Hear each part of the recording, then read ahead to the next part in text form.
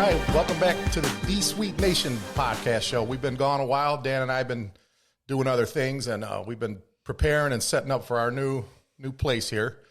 And we got Mike Fordham back for this is about his third or fourth appearance on the show. He's from the Flint Cultural Center Academy. Welcome back, Mike. Illinois Fighting Illini football player. And he's a football coach at Hamady High School, coaching the D and O line.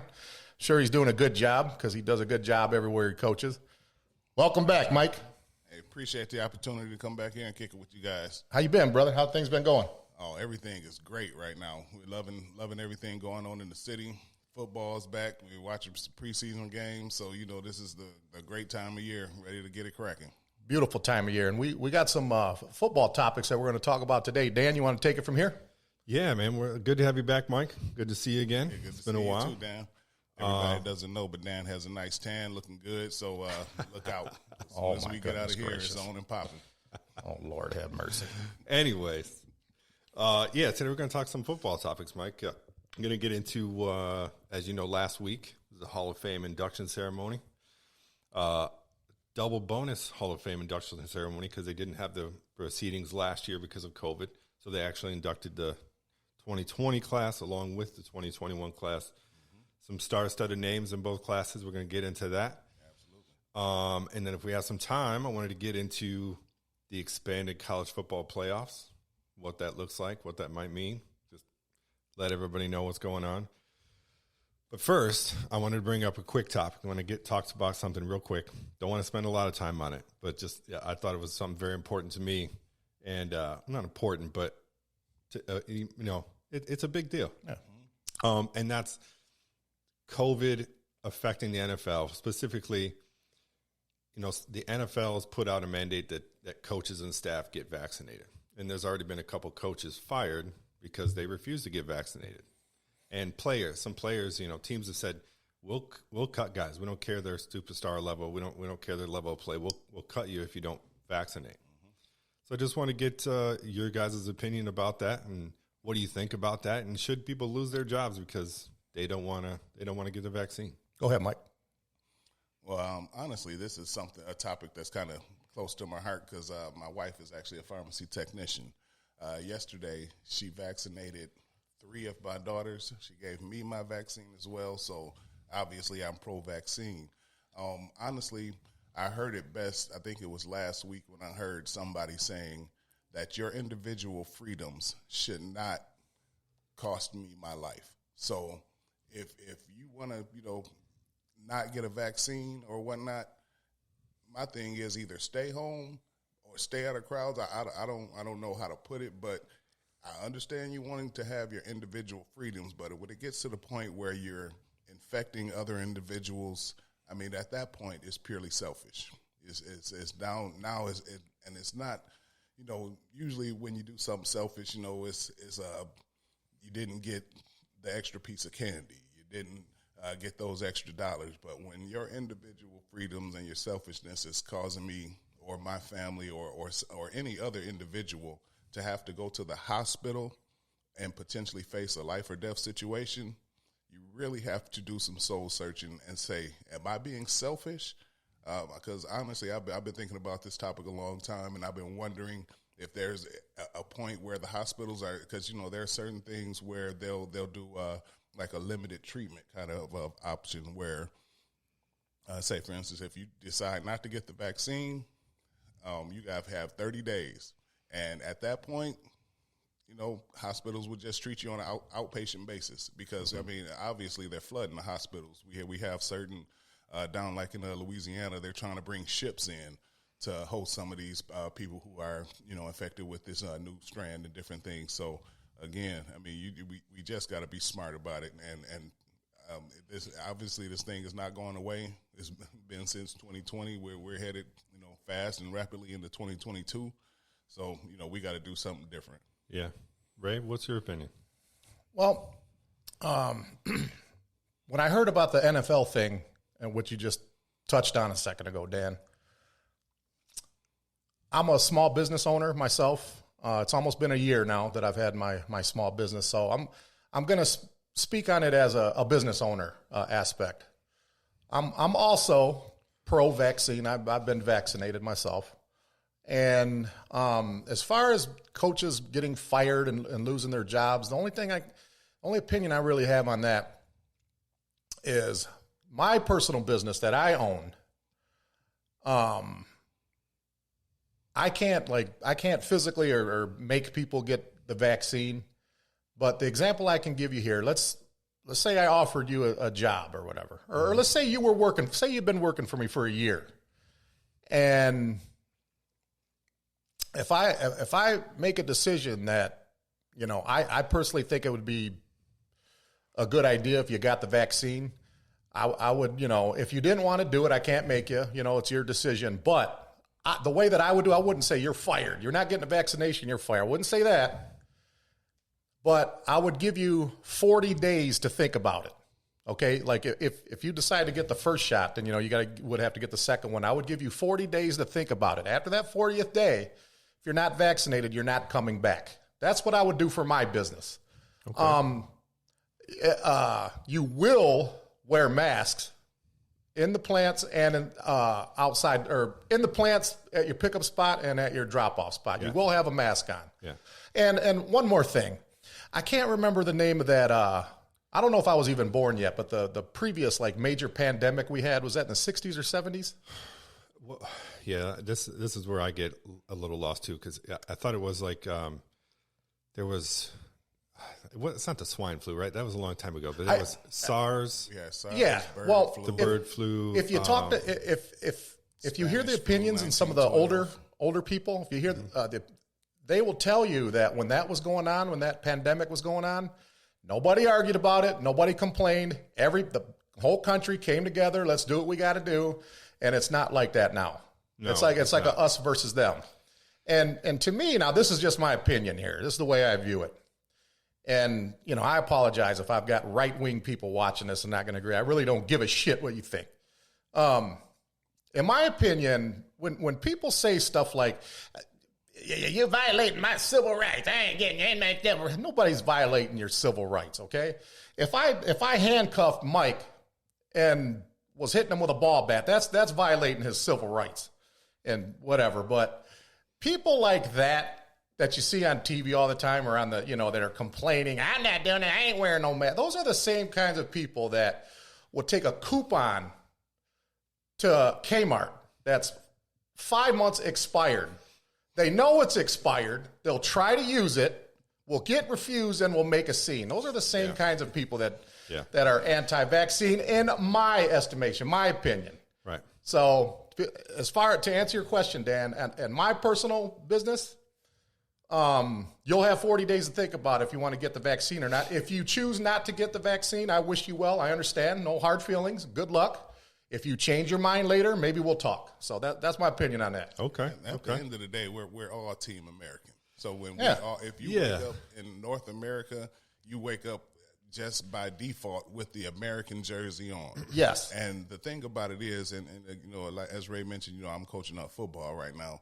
One of the greatest attributes a football player, or actually any athlete, or honestly anyone could have, is to be coachable. So we as Americans need to figure out how to be coachable and to learn that we don't necessarily know everything.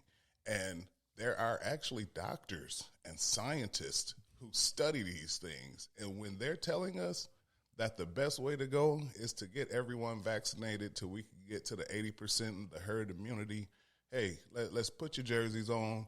Everybody doesn't agree, what play the coach calls on 3rd and 10. Yeah. You know what I'm saying? What happened with Seattle when Marshawn Lynch, didn't, get the ball. I mean, it didn't work out, but everybody still ran the play. You know what I'm saying? So let's just run the play. Yeah.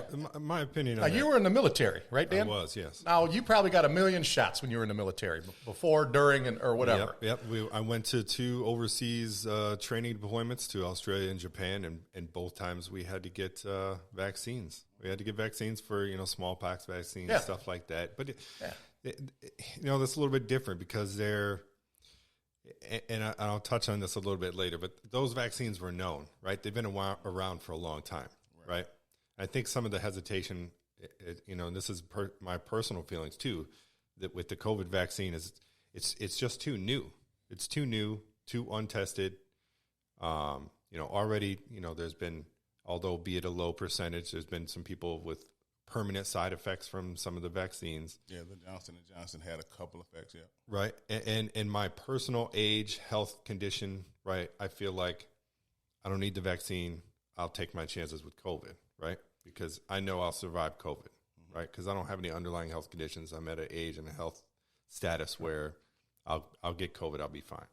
Now, I think some of the parallels between this issue with some of the players in the NFL and society are kind of the same, right? They're like, yeah, I get the whole greater good for the team thing, right? Like, I need to be available for my team. I need to help my team win. But you also got to think about individual liberties and individual rights, and it's my decision. It's a player's decision. It's a coach's decision whether or not you want to put that in your body or not. Right. Now, to lose your job over that, that's where I get into the, like, I'm not a big fan of the government or schools or, businesses are going to mandate people getting the vaccine. I think that's a violation of people's civil freedoms. Right. So yeah, I get that. But the NFL went all last season with strict protocols in place with 100% unvaccinated players and coaches, right? They survived an entire season with minimal effect from COVID in the league. So why all of a sudden now, when vaccinations are at their highest, and it seems as if COVID's going away, it's making a little aftershock in COVID right now, but it's going away for the most part. Why is it such a big deal? If you're unvaccinated, go through the protocols. Every coach and player would be willing to go through those protocols to be on the team, to keep their civil freedom of not being vaccinated. And that's where I don't think it's unfair. Coach Rick Dennison, longtime Minnesota offensive line coach, he got let go.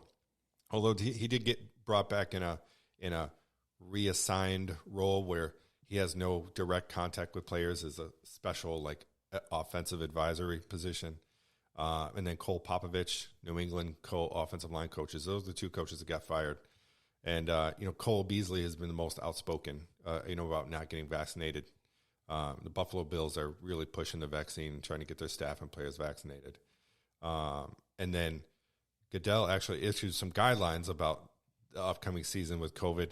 It said an unvaccinated player affects his team, and it leads to a game having to be rescheduled or canceled. The team experiencing the outbreak would be held financially liable for the opposing team's expenses. And if the game couldn't be rescheduled, that team would be forced to forfeit that game. Okay. Let me ask you this.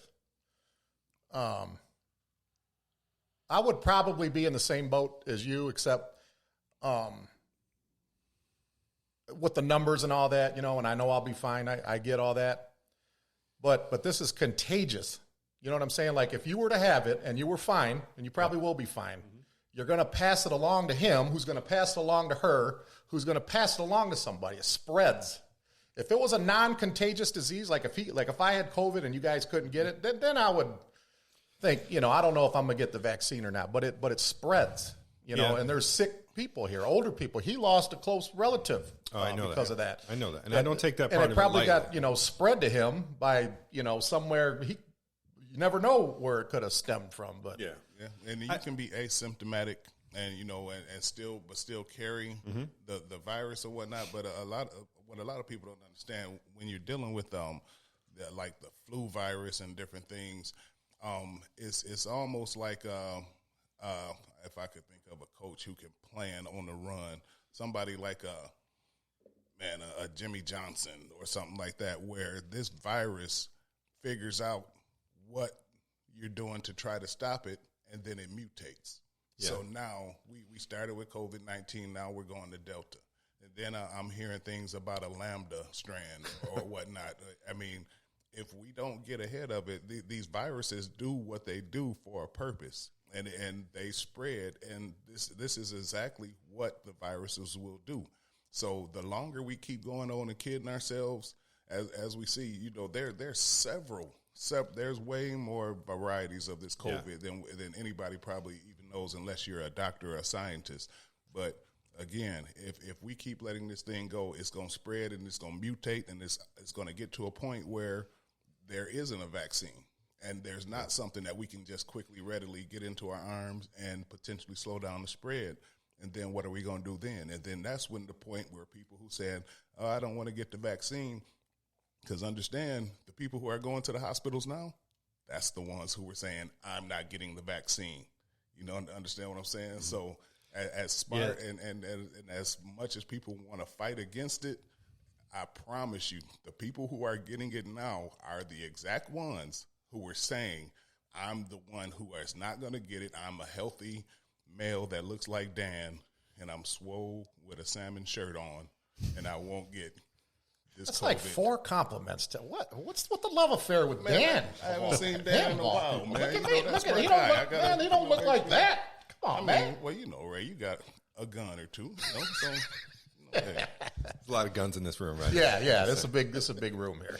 Yeah, I get you, Mike. My point, and this is the last point we'll make about it, and then we'll move on, is, you know, if you're the NFL, instead of saying we're just going to fire you or cut you, make it difficult, right? Like, make them go through strict protocols, right? Okay, you're not going to be vaccinated, then we're going to put you through some hellish protocols, and then we'll see, you know, like, then that'll determine the will of that person, you know. If they're willing to go through all these strict protocols to play and be available for their team, then so be it. If not, then be like, man, this is a pain in the ass. I don't want to go through these protocols. Okay, I'll go get the vaccine. You know what I mean? Don't fire people. That's all I'm saying. Like, don't cost somebody their job. You know what I mean?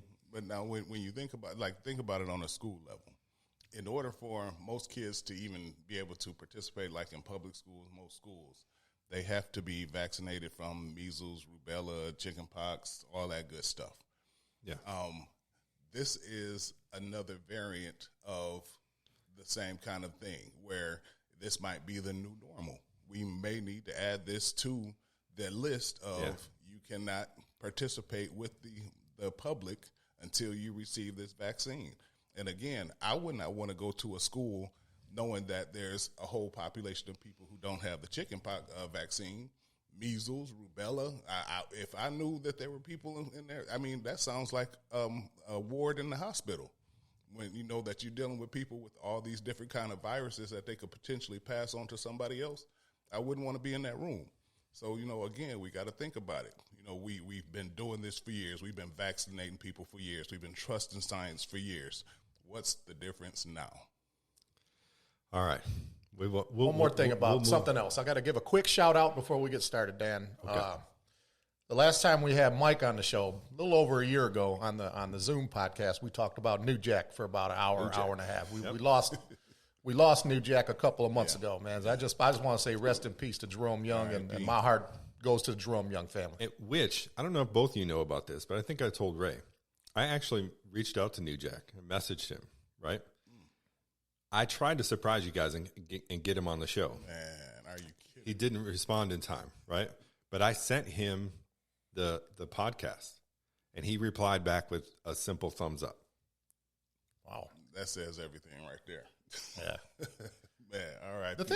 One quick thing, I promise, Dan, we're done after this, man. The one thing about New Jack, the reason why so many wrestling fans and people the reason why they hated him, in my opinion, is because, see, New Jack wasn't a bully. He didn't bully people, okay? If you crossed him, he's the kind of guy that would tell you, if you don't leave me alone, I'm going to cut you up, and he would every time. Everybody talks tough, but they don't act on it most of the time. Yeah. Okay?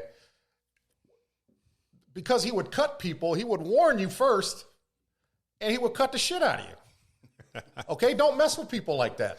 No. The warning comes before destruction. Yeah. Okay. Go ahead, Dan. All right. We're going to move on to some lighter, funner stuff, right? So, obviously, last week, Hall of Fame induction class, right? So, I just want to go around. I think I told everybody, pick a couple of guys that you're like most interested in talking about on the class. I'm slacking. I don't have the full list in front of me. So, Mike, I'll let you go first while I pull up this list of all the inductees. But give us the guys that were inducted that you kind of want to spread or shed some light on. Well, obviously, there was a plethora of talent that went into the Hall of Fame these past 2 years. But the two that really stood out to me, and excuse my bias, but is Faneca and Hutchinson. I mean, the two offensive linemen. And the funny thing is, playing offensive line, coaching offensive line,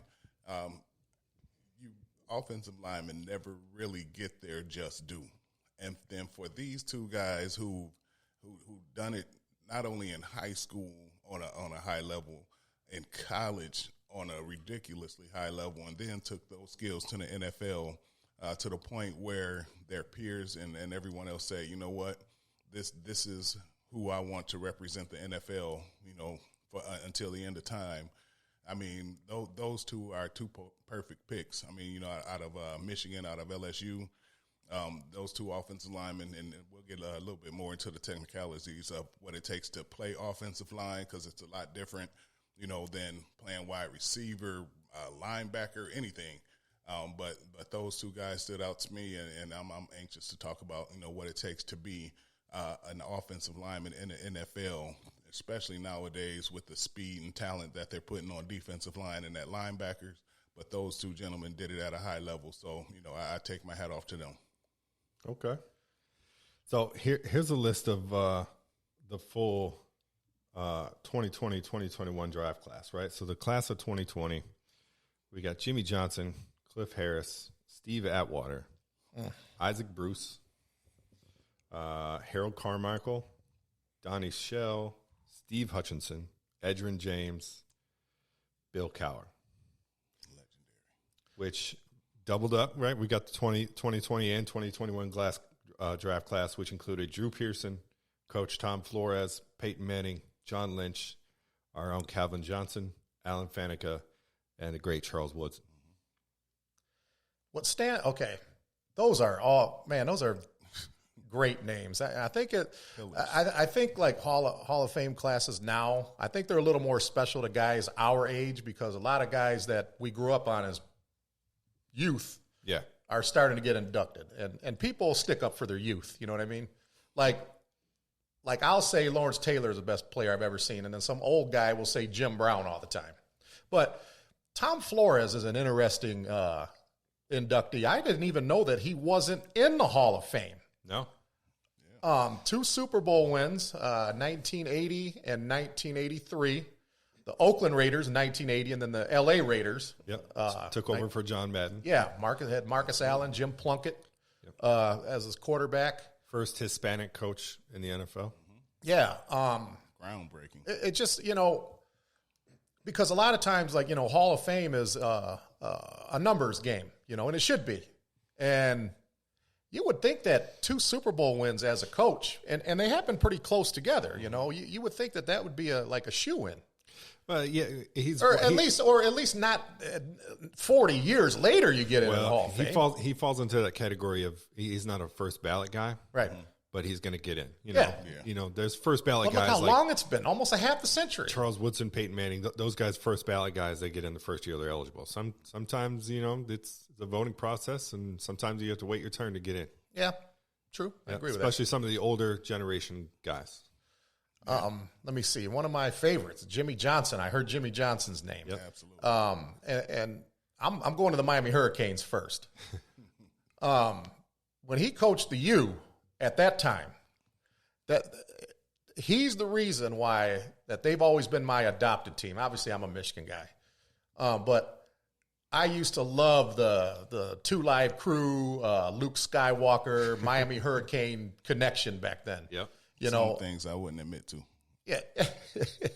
Jimmy Johnson, because he coached guys like, Michael Irvin, Alvin, like a lot of those Dallas Cowboys played on his Miami Hurricane. Russell Maryland. Wasn't Warren Sapp after Jimmy Johnson? Yeah, he was after. Yeah. Warren's, he was like 93, 94-ish. Yeah. But, man, and then he's, Jimmy Johnson, I think he's only one of few coaches that have won titles in college and the pros. At the pros. I think Pete Carroll and Barry Switzer, are the only other 2. But, and people love playing for Jimmy Johnson, man. And he's a player's coach. Player's coach, yeah. He's a player. Kind of reminds me of Chuck Daly, in terms of I think what him and Chuck Daly have in common is I think Jimmy basically told, like, Jerome Brown played on his team too. I think, Jerome Brown, he played at the U. He basically had a rule: as long as you guys don't get in trouble, and as long as nothing interferes on what we're doing here, I don't care what you do. And when you give people that kind of freedom, and you trust these, and when there's trust involved, you want to play hard for that guy. You know, I mean, I would love for a coach to tell me, I don't care what you do, Ray. As long as you show up, practice on time, and you're at the games and you perform, I don't care what you do when you ain't here. I like coaches. A lot of coaches aren't like that. But, yeah, congratulations to Jimmy Johnson, too. And Steve Atwater. I mean. Yeah, well, before we move on to Steve Atwater, I don't know if you guys knew this, but Jimmy Johnson, he just finally got let into the Cowboys Ring of Honor. So, like, I think it was a day before, a couple days before, when the first the Hall of Fame game was going on. Jerry Jones was on the Fox broadcast, and he came on and broke the news, kind of stole the thunder from the Hall of Fame, and said Jimmy Johnson was being allowed into the Ring of Honor. Finally, that's huge. Wow. I mean, honestly, he it's very fitting, but that is huge news. I didn't know that. I didn't know that either. Now, on a funnier note, you mentioned Carmichael from the Philadelphia Eagles, a wide receiver. God, he looked like he was like 7'3". And the funniest thing is when you watch some of his old films, the Philadelphia Eagles and Washington Redskins. The Redskins had a hard-hitting little corner. His name was Pat Fisher. Little guy. He looked like a bookworm. He was real little. Looked like he could have been a character on like Adam West's Batman from like the 1960s. He was like a little bookworm. And you see him covering Carmichael. Fisher had to have been all 5'8", 5'9", tops. And to see those battles with him and Carmichael, that was pretty cool. Talk about a contrast in styles. Yeah. Kind of looked like Muggsy Bogues, Garden Magic Johnson. Okay. Yeah, Steve Atwater, man, that guy. I remember watching that guy play. One of the hardest hitting, hard-nosed safeties I've ever seen. I think one play that always stands out in my mind is, if I'm trying to remember it correctly, him versus Christian Okoye. Yes, that's one of the things he's known for. Oh, yeah. Man, those two guys are like two semis colliding on the highway. Absolutely. Yeah. And honestly, Atwater, back in those times, guys like him, Ronnie Lott, they redefined that position, and they really made it so that, it made it easier for other coaches to say, you know what, this is what the position is supposed to look like. This is how I want you to hit people. This is what I want you to do when you're coming downhill.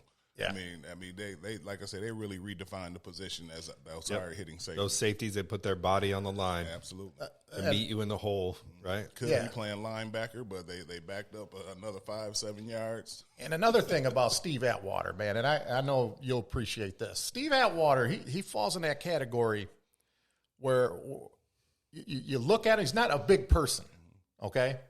And, some people are born, they can throw a baseball 95 miles an hour. That's just something you're born with. Right. A guy that can punch hard, that has just that knockout punch, you're born with that. You can't work on a knockout punch. In football, sometimes a guy will have a natural ability, the way his shoulder pads hit you is just different. I can't describe it. Like Antonio Johnson is a guy I played with in high school. Not a big guy. Looks, matter of fact, skinny and scrawny, but could put his shoulder pads on people, and the click made a different sound. That's what Atwater was like. Right. Yeah. Like, just to see him at a bar back in them days, and somebody would say, that's one of the hardest hitters in NFL history. Yeah, right. That little guy.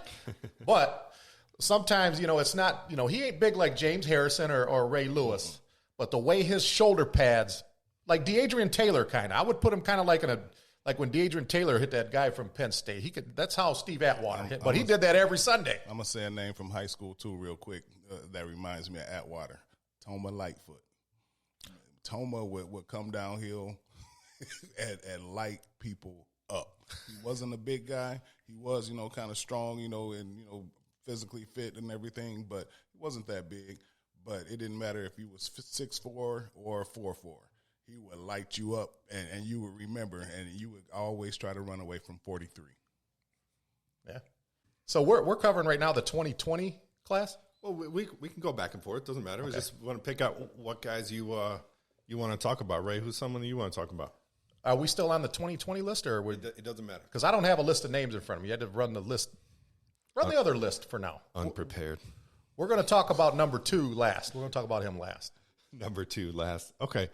Well, I mean, let's stay Number with 2 or number 24, whatever number you want to identify Mr. Woodson with. We're going to talk about him last. Yeah, save the best for last. Yeah. Let's stay with let's stay with the safeties then. Talk about we'll stay kind of old school, getting a little more current. John Lynch, Tampa Bay Bucks, current 49ers GM. He came from that same kind of line of hard hitting safeties. Not a kind of a cover guy, but more known for his run defense, hard nosed hitting. Absolutely. First thing I think of when I think of Lynch is, and this is back when I watched the NFL all the time. He's the kind of guy that I couldn't stand, but I would have loved him if he was on my team. Absolutely. I would have loved it, like Danny Ainge is kind of like, I would have loved to have Lynch on my team. I couldn't stand him watching him. Because he was good. When I say I don't like somebody, 99% of the time it's because they were really, really great. Yeah. Except for when I'm talking like about the honky tonk man or Scottie Pippen. Other than that, when I say I can't stand somebody, it's because I respect them. Huh? Honky tonk man was all right. You ever catch a guitar to the head? Oh my goodness! I'm sorry I brought his name up. Don't go messing. Oh no, that's Hillbilly Jim. That's Hillbilly Jim. Okay. What do you think of John Lynch? Man, John Lynch. I mean, honestly, as a coach, when you're putting together your game plan, there's certain guys that you game plan for, and Lynch put a lot of coaches through fits on Fridays and Saturday nights trying to game plan for exactly what he was going to do because you knew what he was going to do. There were certain routes that you just better not run. You better not run that post because he going to clean your receiver up. There's certain routes that you might want to consider doing. You better run your outs, your quick slants, but do not run those deep posts towards Lynch because he's going to make you pay, or those deep ends. He's going to make you pay because he'll sit there and honestly, again, watching film, you can read his eyes. He's watching that quarterback. He's getting into his back pedal, and then once he sees that quarterback shoulders turn and lock, he's already breaking. And he's not even looking for an interception. He's trying to take your helmet off. Yeah. He was like the last of a dying breed because like during that generation, that was like around the last time where we played with the man rules still, right, Dan? Man rules. Yep. And these three safeties bang we're eight talking is what about. Warren Sapp calls it, a bang 8. Yeah. Yeah. And these three safeties that we're going to talk about is kind of progression from old school football to new school because you have Steve Atwater, who was just like the tank, right? Those old school rules, put the body on the line, meet you in the hole, don't care, injuries, head injuries, whatever. John Lynch, the era is a little bit better. It was cleaning up a little bit. And we get into the more modern era with Troy Polamalu. Yeah. Troy Polamalu, this guy's, when you're talking about safeties and favorite players, this guy's like up there on my list. Like, when you're talking about my favorite safeties of all time, you got Ronnie Lott, Steve Atwater, guys like Troy Polamalu, Ed Reed, right? Those guys.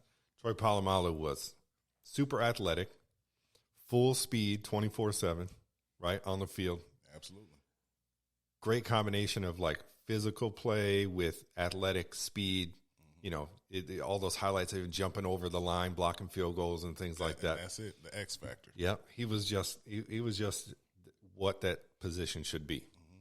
Yeah, and a lot of things that he did, like you said, you can't coach certain things. You can't coach heart. You can't coach character. But he was the kind of guy who just played with a ton of heart, a ton of passion, and would make those plays that you was like, well, now why was he there? It's certain guys just know. And I don't know if I didn't look up and research to see if like how much film he watched or whatnot. So I'm not sure, and I apologize, but some guys just have that knack for the ball, and it doesn't matter what the play is and what the coach told you. Like you say, when he goes over top and blocks some of those kicks and different things, that's just a man saying, I'm about to take this situation over and make this play for my team. Yeah, that's what I always love. And probably the greatest set of hair. Oh, yeah. Greatest head of hair in the NFL. Just getting ready to, sorry to steal your thunder, Rick. Just getting ready to touch on that head of hair. Probably should have had a bust of its own in the Hall of Fame. I think he changed the rules because of that, because I think he was like one of the first ones that had that big Diana Ross hair like that. Coming out the and back, yeah. and when he started playing, if somebody grabbed his hair at that time, at first it was a penalty, but then they changed the rules because so many people started coming out that American Samoa hairdo or all that hair.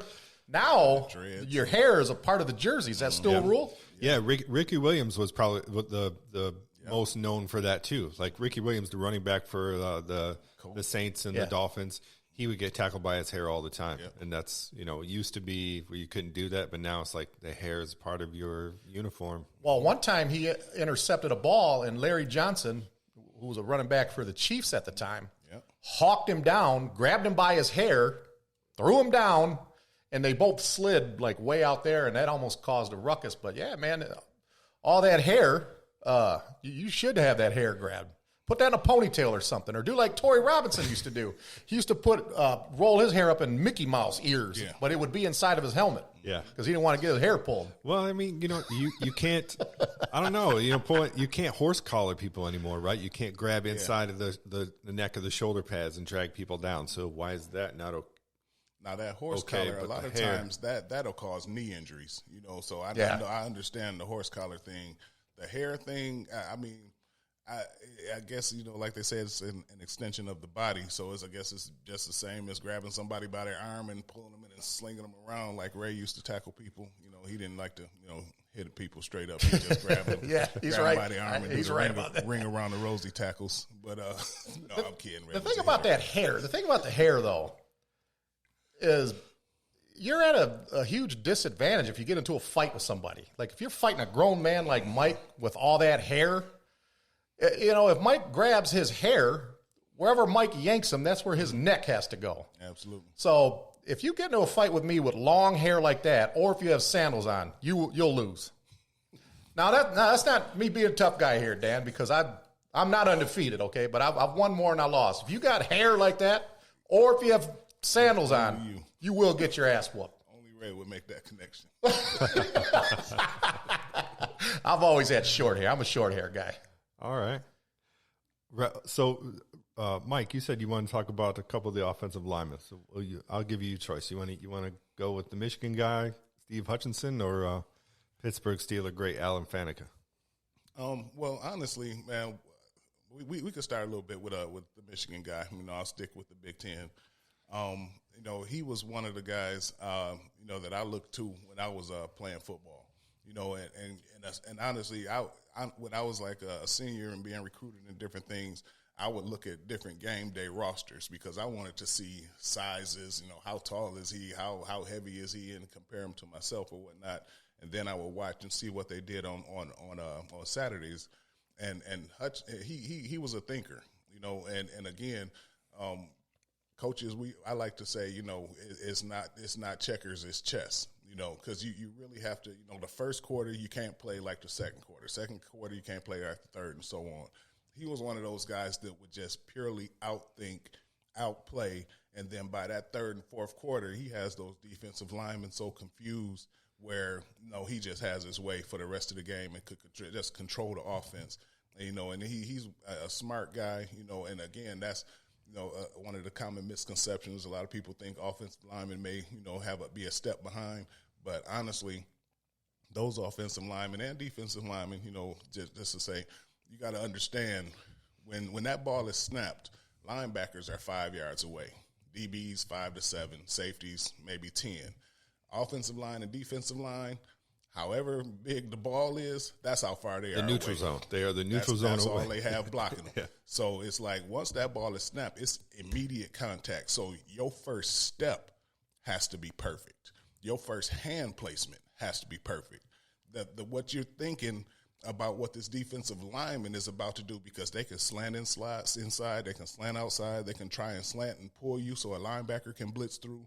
There are so many different things that you have to think about in those split seconds, because again, like I say, once that ball is snapped, you're engaged. You know what I'm saying? You got to get your hands up and be ready to move. So again, he was a thinking man's lineman. He would outthink people. He would out-athleticize them.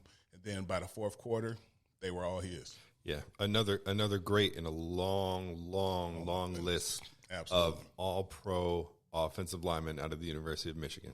Absolutely. Yeah, and Michigan, they produce those offensive linemen. I remember, what Dre would tell me, some of the things Coach Rod would have those guys doing. I would compare him more to Hogwarts, where they have them balancing on not medicine balls, the yoga balls and different things like that. So it's like, you got Harry Potter training going on here at the University of Michigan. How the heck are we going to compete against that? You know what I'm saying? So, I mean, the things that and the different concepts that they were working on and the different kind of drills that they were going through was just, monumental trendsetters. And honestly, a lot of that stuff is, permeating the leagues and college football today as far as, getting guys into positions to make certain plays and reading defenses. Offensive and defensive linemen, like Mike said earlier, how they don't get a lot of credit a lot in the team success. Now, I played in high school. Okay, I played a good football team. I played both sides of the line in high school. And another misconception about the O-line and the D-line is that these guys aren't good athletes, and that couldn't be more false. A good offensive lineman and a good defensive lineman are great athletes, and those are some of the toughest guys in the world. I'm going to end that on this. 5, 6, or 7 years ago, you would hear I hate it when people ask this question. This is the worst question you could ever ask in any sports forum. When people say, it was the year that the Cleveland Browns went 0-16. Yeah. That was pretty recent, right? Yeah, a few years ago. Yeah. Okay. I hate it when people ask, well, who would win if Alabama, who just, went 13-0, who would win if Alabama played Cleveland Browns tomorrow? Listen. That's an easy question to answer. Absolutely. Cleveland would blow them out because the difference in the line play from NFL offensive and defensive linemen as opposed to college, and Alabama always has All-American linemen.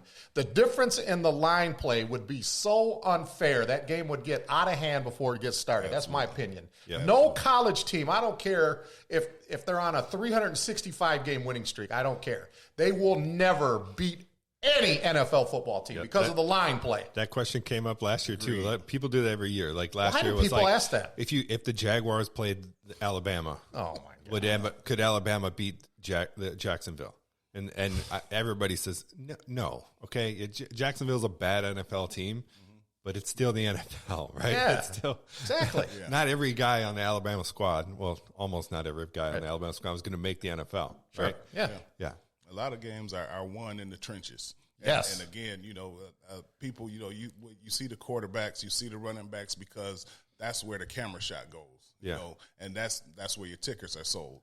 But if you like when you're watching film, and preparing for those teams, and you got the tight end zone copy, and you watch those offensive linemen and defensive linemen and what they're doing and what they have to go through to get off blocks, to make blocks, to get to blocks, to reach block, to down block, to pull. I mean, it's a war. It's a war in there, and whichever line as a unit comes up and does and executes the most, that's who's going to win the game. Yeah, the games are won on the line. Even though you would say probably, I don't know if you guys would agree, but like offensive line, probably one of the easiest transitions to the NFL. Like one of those positions where you got like offensive linemen, maybe running backs, maybe wide receivers. The transition from college to the NFL is the easiest for those positions. I don't know about this. Compared to other positions. See, and that's the thing, because offense, the playbooks for linemen are thick. I mean, these are like thicker than Bibles sometimes, and because there's so many different situations that they have to prepare for, because you have different blitzes. When you have a blitz from a backer or a safety or that center is usually the one that's making that call, to alert the offensive line. And there's all different kind of blocks that they do, especially in pass pro, where we're fan blocking, where we're slide protecting, where we're pinching down to make sure we contain the middle, so that if it's a quick pass or different things. But there are so many different things. And then with college sports, with and the way that the college offensive line is taught is very narrow, because it's specific to that one college coach's expertise or whatnot. But when you go to the NFL, you have to prepare for all those different kind of expertise or whatnot. So it's not that easy of a transition, and that's why, you'll see that lineman that excelled at Oregon or Washington or wherever they came from, they were just about to be the next great thing. But when they get that NFL playbook, if they don't have it all upstairs and can ingest all that and be able to produce it on the field, then they'll be right bust down to a mediocre lineman. Okay, real quick shout out. At any level, high school, semi-pro, college, any football game you ever played, give a quick shout out. Who's the best offensive lineman you ever played against? Offensive lineman? Or lineman, period. Offense or defense. Who's the first guy that comes to your mind that was a bad guy I played against? He was a bad boy. Right, Mike? I played O-line, D-line in high school. I was all-state on both sides of the ball in high school, All-American. Yep. But when I went to college, I played D-line exclusively. Okay. And in high school, honestly, and this ain't just talking junk or whatnot, but never really faced too much competition. Honestly, I was on defensive line, ever since probably my sophomore year, I was double or triple teamed. When it came to my senior year, I was double, triple, quadruple teamed. And I've never experienced, from like my junior year on, a single one-on-one block. When I got to college, it was a little different because, I'm the new guy coming in. So, of course, they're going to think especially in practice, they're going to think their lineman can handle me one-on-one, this, that, and the other. And I was lucky enough to come in, and we had a center named Greg Engel. He was like second team, all Big Ten, this, that, and the other. And I came in as nose guard. I was the only defensive lineman taken that year. And me and Greg went at it day in and day out. I ended up winning Defensive Scout Team Player of the Year. And, this is with guys who have been there who haven't quite made the jump to be able to play on Saturdays, so upperclassmen. I beat them out my true freshman year. After that, Engel came, after the season, it was Engel's last year, he came to me. He was like, man, you probably one of the best defensive linemen I ever faced. And he was probably one of the best offensive linemen I've ever faced. So for me, it would have to be Greg Engel, center from Illinois. Okay, that's a good one. Now, Randy Scott pancaked him a few times. He left that out. No. I mean, Randy was my guy, and we both made each other better. So Randy Scott, no slouch on him. But that was, and not even saying this in a bad way, but that was little bro. Yeah. You know what I'm saying? So yeah, when we was in practice, I would do Randy a little bad or whatnot, but man, I love that dude to death. He loved me. Everybody loves Randy. He'll get a kick out of this little segment. I know I wouldn't want to line up against 20-year-old Mike Fordham. No way. No. Not 15-year-old Mike Fordham. What are you talking about? Yeah. He looked like this when he was 15. Yeah. And he ran like bigger. A 4.8 40. Yeah. And I'm not one of those to ever blow my own horn or whatnot, but high school football for me, I really understand. Remember when Jordan did the interview and he said the hoop seemed like it was this big? Yeah. Man, ever since my sophomore year in football, that's how it felt on the field. It was just like, this is my oyster. I can do what I want to. I remember the only time that I remember being taken off my feet in my high school career was by Robert Smith, and it was after the whistle. And you could get him on here, and we'll play the footage. But it was after the whistle. He came over. I was looking at the pile. Cardinals saying you're never supposed to stand over the pile after the whistle was blown. And he came in and cleaned my clock. I looked up at him, and we both just started cracking up laughing. All right. You know what's, before we move on, you know what's funny about these draft or these Hall of Fame classes nowadays? It's like, it's a cool thing, but yet it also makes me feel old as fuck. Is that, Dan, you are old as fuck. Right. I mean, think you're old. All these players, like, I watched their entire career, right? Yeah. Watched them come out of college. Right. Watched them in college. Watched their entire career, and now they're going into, not just retired, now they're in the Hall of Fame. Like, right. God damn, I'm old. Well, how about this? Like, we're almost, like, if you think of all the great athletes we saw in the 80s, now we've seen a lot of their sons play. Right. But we're to the point now where our heroes from the 80s, their grandsons are being recruited by major universities. Grandsons. I know. And a lot of times, sometimes when I talk sports, you know how sometimes you got to say, man, what year was that? Mm-hmm. We don't even do years anymore. We got to think about what decade was that? Yeah. Was that the 80s or not? What you got to think of the decade now. We're beyond the years. We're in the decades now. Like Mark Ingram, Mark Ingram Jr., Mark Ingram Sr. It's and then Mark has some sons too now. Hey, that's what I'm saying. Seeing their grandsons now. Yep. All right, next guy we want to get into.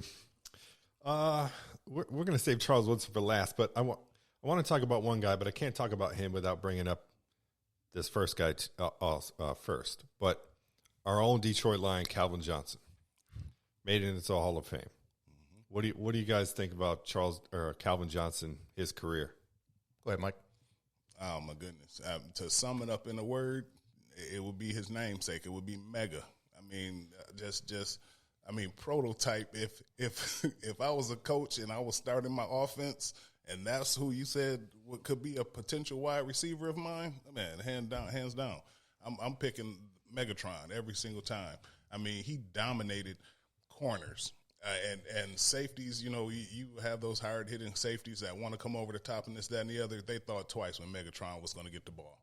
I mean, and then in the end zone, his whole mentality would switch, and you would see the athlete, guys, jumping up 10, 11 feet to get balls, jumping up in between 2 and 3 people to get balls. No respect for his own body or safety, but, just going up and making plays, So, I mean, man, hats off to Megatron, man, one of the greatest to ever do it. No one could match him. He could go up and get the ball like no other. Him and Randy Moss. Yep.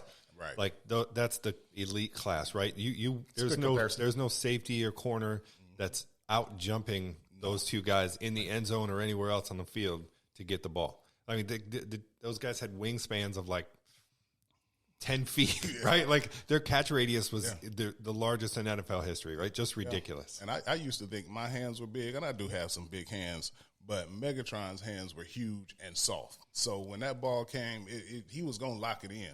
And it was just that kind of physical structure. He was built for that position. Yeah. A career cut short, right?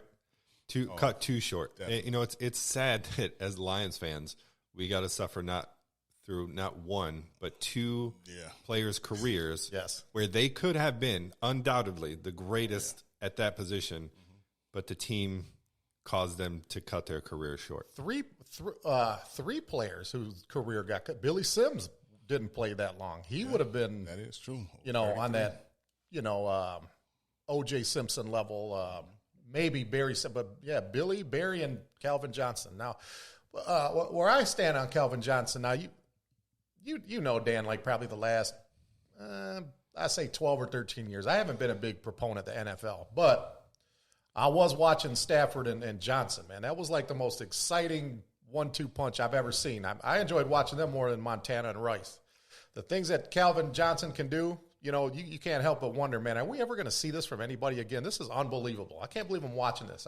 I just kind of wish I wish the Lions could have got over the hump and made a deep playoff run with both of those guys. Yeah. Because that was like, we were kind of spoiled back then as being fans in the state of Michigan. If you're a Sparty guy, you had your teams going to the Final Four. Michigan tasted a couple Final Fours. You had Miguel Cabrera winning the Triple Crown. Calvin Johnson and Matt Stafford. We were spoiled, man. It was I took that for granted. I took Calvin Johnson for granted. He really was, and that was a really good comparison to Randy Moss. I'm glad you said that because another thing that stuck out when he was playing at Georgia Tech. I was watching a college game, and Calvin Johnson really wasn't Calvin Johnson yet. No. But, you think about how big he was and how tall he is. He didn't even play high school basketball. He didn't play high school basketball. Really? I didn't know. Yeah. That's just a weird fact. Yeah. Didn't play high school basketball. I think, if I remember correctly, I think his other sport was baseball. I think he played baseball. Really? I know he played another sport, and I'm correct. I might be wrong, but I think I just heard this a couple weeks ago that, before the Hall of Fame, I think it was his other sport. He played baseball. I'm kidding. That's cool. Yeah. But yeah, not often you hear this, but you always hear about like quarterbacks who make their receivers better. Yeah. Right. Calvin Johnson was one of those players. He was a receiver that made his quarterback better.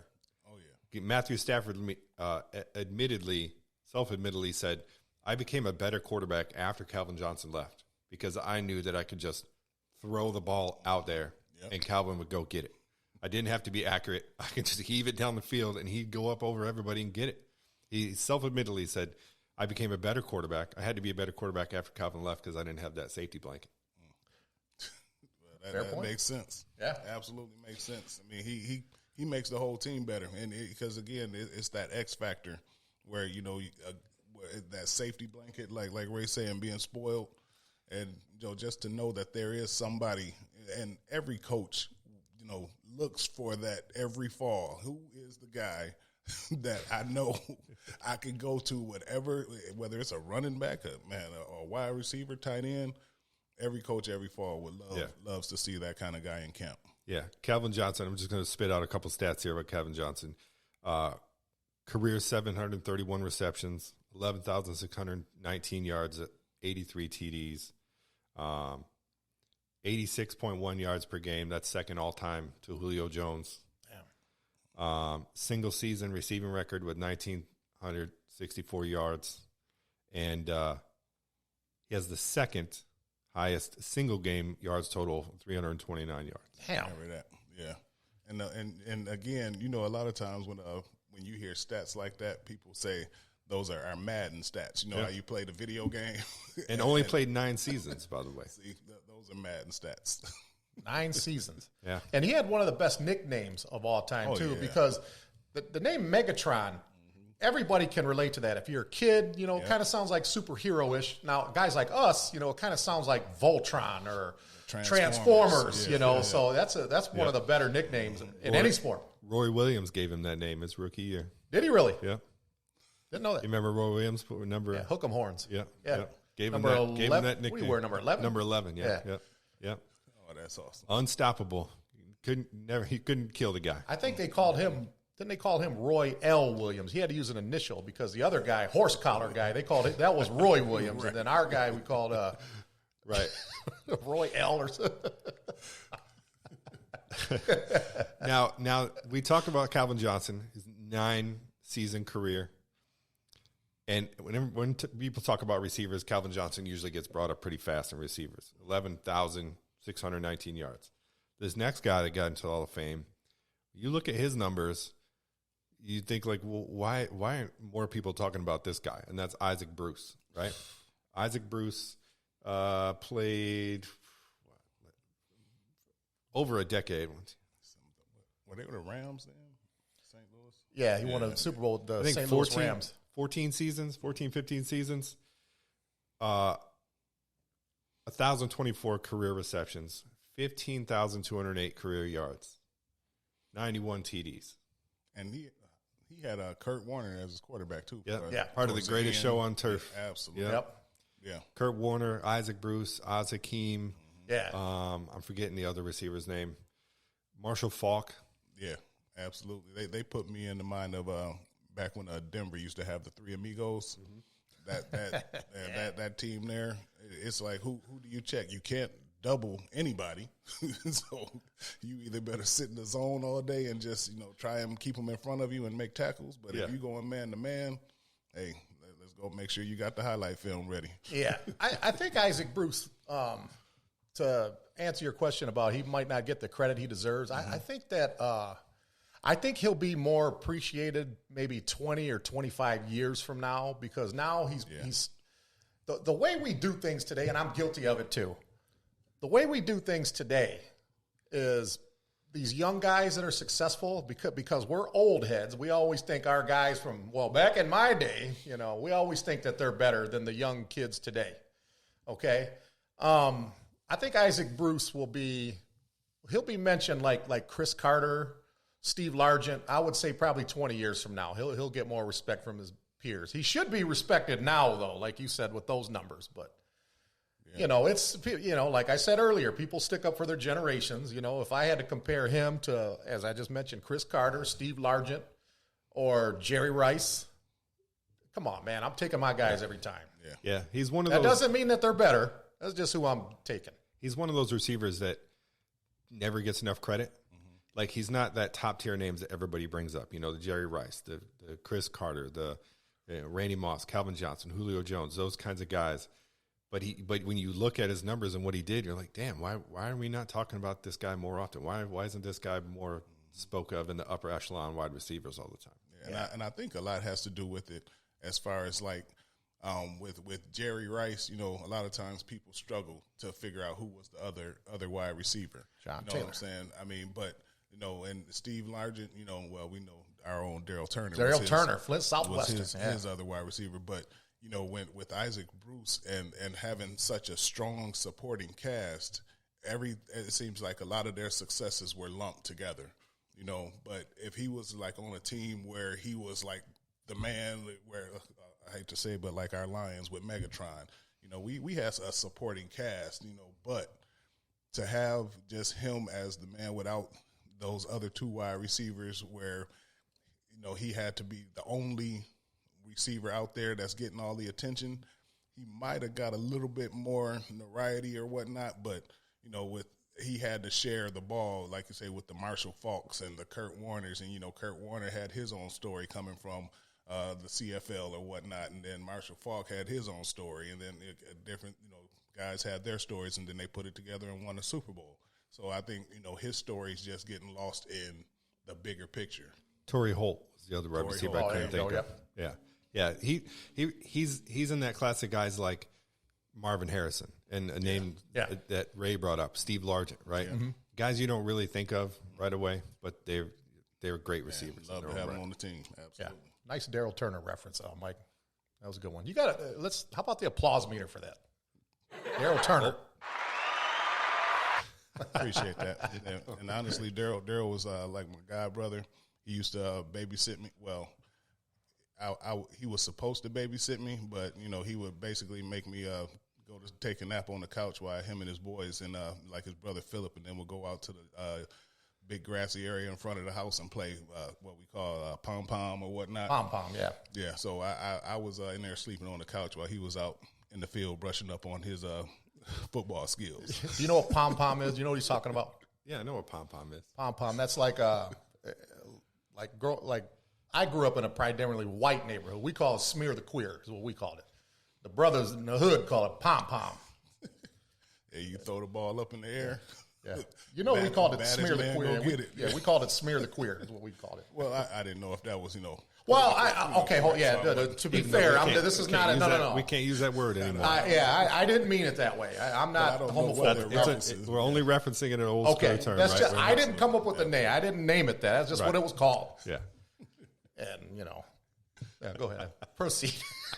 Yeah, but like I said, it was some awesome times back then. I was lucky enough, again, you know, with Daryl, you know, I met, you know, Carl Banks, Lonnie Ingram, Lonnie Young, Ingram, you know, all those guys back then who were, you know, Michigan State, then eventually going on to the Giants and different things. So I was lucky in that aspect to, you know, be, you know, in the family or whatnot. Yep, absolutely. Okay, the other big name coach on these lists, Bill Cowher, Pittsburgh Steelers great coach Bill Cowher. Go ahead, Mike.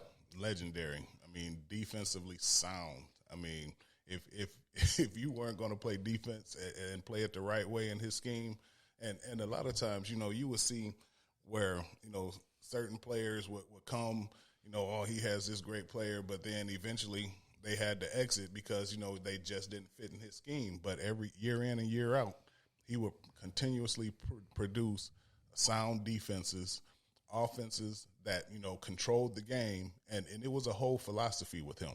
You know, that was his coaching style, game control and winning on defense. So, I mean, he legendary at his, like, game preparation with his coaches, the way that they would, you know, attack the film and just put together and figure out, you know, okay, are we going to shut down the run or are we going to shut down the pass? Are we going to shut down this player or what? But they meticulously put together their game plans and, you know, to get out there and execute the way that they did, that he was definitely one of the best to do it. Yeah, that team, that coaching staff, Bill Cowher, Dick LeBeau. Oh, my goodness. Oh man. Those made some of the greatest defenses in history. Those Steeler defenses, man, were hard. I think Cowher would have been another guy, would have been fun to play for, made the game fun for everybody, very competitive. I always wondered this, though. When he retired from Pittsburgh, he never coached again. I know. I was just about to say that you stole. And the he was right he was throwing. They were throwing money at him. How could somebody with that mind and that passion? I mean, I respect the fact that when he said, "I'm done," but man, there might have been a couple Super Bowls we didn't see Bill Cowher win. I was always disappointed that Bill Cowher didn't come back to coaching and coach another team. Yeah, he wasn't that old when he retired. That was kind of like expected amongst like Steelers, like Bradshaw. You know what I'm saying? You once you're a Steeler, you're a Steeler. Yeah. Mean Joe Green. You know, it's hard to associate some of those great Steelers with anything other than being a Steeler. Well, I think what happens is some of those coaches. I think, and I correct is anyone can correct me if I'm wrong, but I believe there was a couple years there where the Giants were. I mean, he was real close to coaching the Giants. I think either after Tom Coughlin left, they were trying to get him out of the booth. But some of those coaches, man, they go through that rigorous schedule.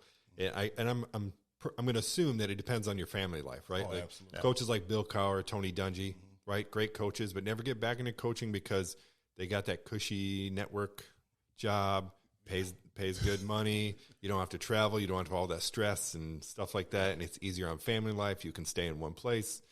Maybe that was the factor why he never got back into coaching. That's an interesting point to bring up. You know, the family aspect of it, and you know, and my hats off to, you know, like a lot of the women and children that have to go through that rigorous kind of football schedule, you know, especially, you know, when a lot of people think football is, you know, you see it on TV in, you know, August and September.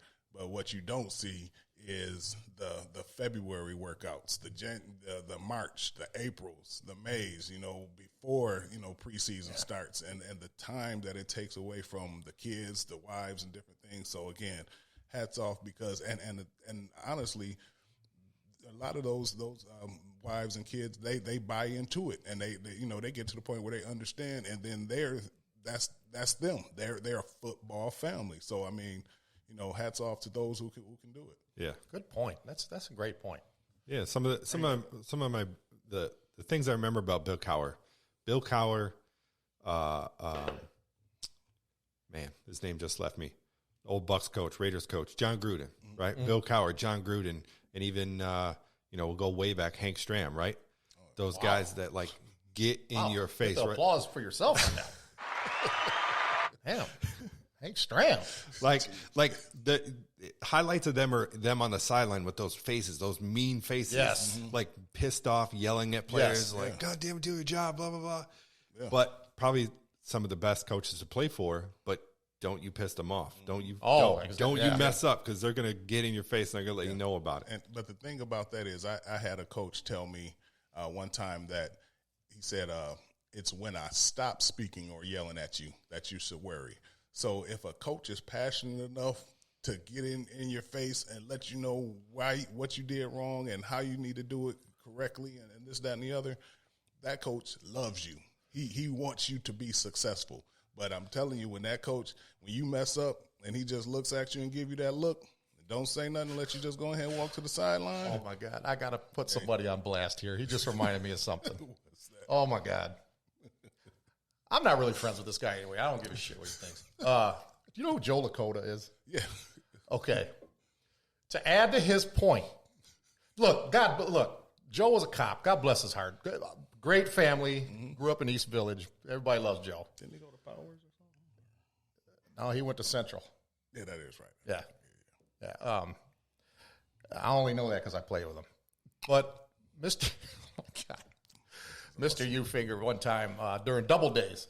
And Joe was like a second-year player at this time. It ain't like he was green and was like, you know, a rookie or anything. Yeah. He was a second-year player at this time. Them hot August practices. Mr. Ufinger, you know, was just looking at Joe and just doing this. And all he said, well, he didn't yell, didn't scream. He told Joe, he said, Joe, don't do this anymore. He said, you don't want me to cut on that play? He said, no, any of it. Don't do this anymore. Just don't play football anymore. His words were, don't do this anymore. That's the funniest thing we've ever heard. We knew what he meant by that. He told Joe Lakota, don't do this anymore. He's like Simon Cowell. I'm sorry. I'm sorry, Joe. I mean, it's true. Not your thing. I'm sorry. You know, that happened. People can verify that. But like you said, when coaches stop talking to you or don't really want anything to do, That's how they tune you out. He told Joe Lakota, he just said, he didn't yell it. He just said, Joe, don't do this anymore. Yeah. And that's the thing. A lot of mothers get upset, why is he yelling at my son? He's still coaching. He's still talking to him. And we do have to thank Coach Bill Cowher for one thing, right? The only NFL coach to ever bring a Super Bowl win to Detroit. Huh? The Steelers won the Super Bowl in Detroit against the Seahawks. Oh, yeah. Damn. That's right. They did beat the Seahawks. Sean Alexander. What did I miss? The only Super Bowl victory we've ever seen in Detroit. I was thinking, damn, was Cowher even born in 1955? Right. That's what I was thinking. That was just an NFL championship. Now, let me ask you this now. Now, we talked about how he didn't come back into coaching after he retired. Mm-hmm. Now, here's what I'm interested in. Now, I know you don't know the exact figure, but I just want to know, what was a ballpark figure? What were the Giants offering him?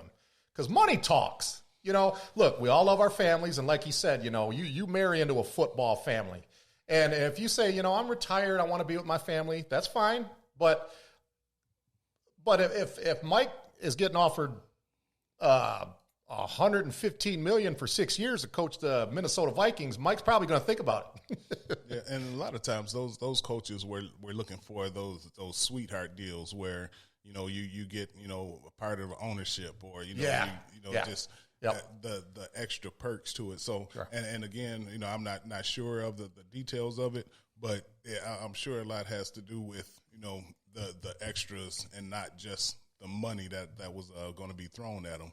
Because, at that point, everybody has money, and as after you coach in 10 or 12 seasons, you pretty much at the residence that you want to be in and neighborhood you want to be in. So, a couple extra dollars in the bank, you can go either way, as far as, your family sanity and being able to be at home on Sunday with your sons as they're growing up and then being able to attend their high school football games or your daughter's volleyball games or track meets or whatnot, as opposed to traveling on Friday night, going to a different city every week.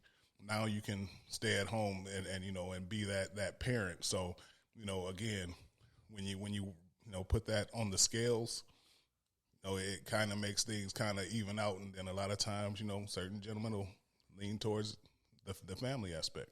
Yeah, it was 2017 when the New York Giants reached out to Bill Cowher for coaching. Wow. He said, there's some quotes here. He said, no, it's not even about a team. It's about lifestyle, right? Coaching is always going to be a great challenge, building a dynamic. I had the best job in football. He talks about the transition from football to the next phase of life, being very comfortable, and he loved having a platform to talk about the game of football instead of. So it probably had to do with lifestyle, family, going through that grind. Yeah, well, good for him. We wish him the best. Absolutely, one of the best to do it. Yeah. All right, I guess. Oh, well, now since we made that mention, don't we have to mention where did Woodley go? Saginaw High, Arthur Hill. Oh, Lamar Woodley? Yeah, Woodley. Yeah. He played for Cowher, didn't he? Oh, yeah. I believe so. I believe he played for Cowher. Got to make that mention on the air. Okay. That's we got to mention Valley. Courtney Hawkins. Courtney Hawkins played at Pittsburgh for Cowher. Courtney Hawkins, Flint guy. And now currently coaching for the Spartans. So, hats off to Courtney. Yep, hats off to Courtney. Yeah. No applause for that one. Well, that's for Courtney, not for the school. All right, we're going to get into the best for last ones now. Okay. Ray's not a big fan of this guy, but I am. He's up there on my list of not only the best players in the NFL, but best quarterbacks in the NFL. See, I forgot who you're talking about. Now I know who you're talking about. Go ahead. Peyton Manning, one of the greatest quarterbacks of all time. Peyton Manning, 71,940 career yards. That's third all time. 539 passing TDs, third all time. 55 passing touchdowns in a single season. That's a record. Mm-hmm. Obviously, you'd probably put him up there as his numbers state, top 3 quarterback of all time. Absolutely. And when you mention Peyton, you can't help but go back and talk about Pops, Archie. I mean, the just the legendary things that he did, and you got to think when growing up, and this is your dad, man, Peyton Manning, even though he put up several yards in college, several yards in the pros, man, he put up several yards in the backyard too. You know, with just getting that tutelage from dad, man, throwing route, probably had Eli running routes and different things. Cooper. And all, yeah. He was destined to be an excellent NFL quarterback. Now, the icing on the cake is the accolades and receiving the Hall of Fame nod or whatnot. But I mean, just to have a legendary person in the backyard with you every day, that is priceless. You know, parents will call coaches to come work with their kids over the summer. You know, pay them $100, this, that, and the other. There's not a price that you can pay to be coached by, you know, somebody like Mr. Manning, who, you know, got Eli, Peyton. I mean, you know, got Hooper, his interviewing skills and different things. So I mean, hey, hats off to the whole Manning family. Yeah, what a family tree that is, right? What, you know, Archie Manning, Peyton Manning, Eli Manning, all NFL greats, Super Bowl winners. Absolutely. Poor Cooper, man. Poor Cooper. Archie Manning was not a Super Bowl winner. He didn't win a Super Bowl? I thought he won a Super Bowl with the Saints. No, Archie Manning is known for, and I've heard this on NFL films. It's not me saying this. Archie Manning is known as being the best loser of all time. Loser meaning like losing record. Yeah. He didn't win a lot of games, right, but he was so beloved by everybody. Everybody loved him, and he's the best loser. He didn't come close to winning a Super Bowl at all. Okay, So I stand corrected. Yeah. Yeah, Peyton Manning, 2 Super Bowl rings. Could have been 4 if it wasn't for an untimely pick, and then one of the best, stingiest defenses we've probably ever seen in the Seahawks. But yeah, great quarterback. Now I'm going to play this clip. It's a clip from his Hall of Fame speech. Peyton Manning, known for his accolades on the field, but also known for his comedic presence off the field, right, with his commercials and SNL skits. In your humble opinion. Yeah, in my humble opinion. But this is a great moment from his Hall of Fame speech. I'm going to play this. We'll listen to it, and we can react afterward. I think. Hold on. Technical difficulties. Hold on. Yeah, that was a talented football family. So. This guy loves Peyton Manning.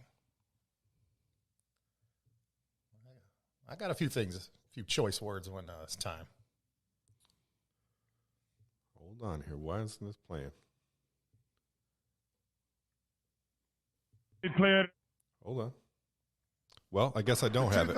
There we go. The 2021 induction class wants to thank those previous inductees who gave long-winded acceptance speeches, forcing us to have a whopping 6 minutes to recap our football careers. I want to give a special thanks to my old rival, Ray Lewis, for being here tonight. Ray just finished giving his speech that he started in 2018.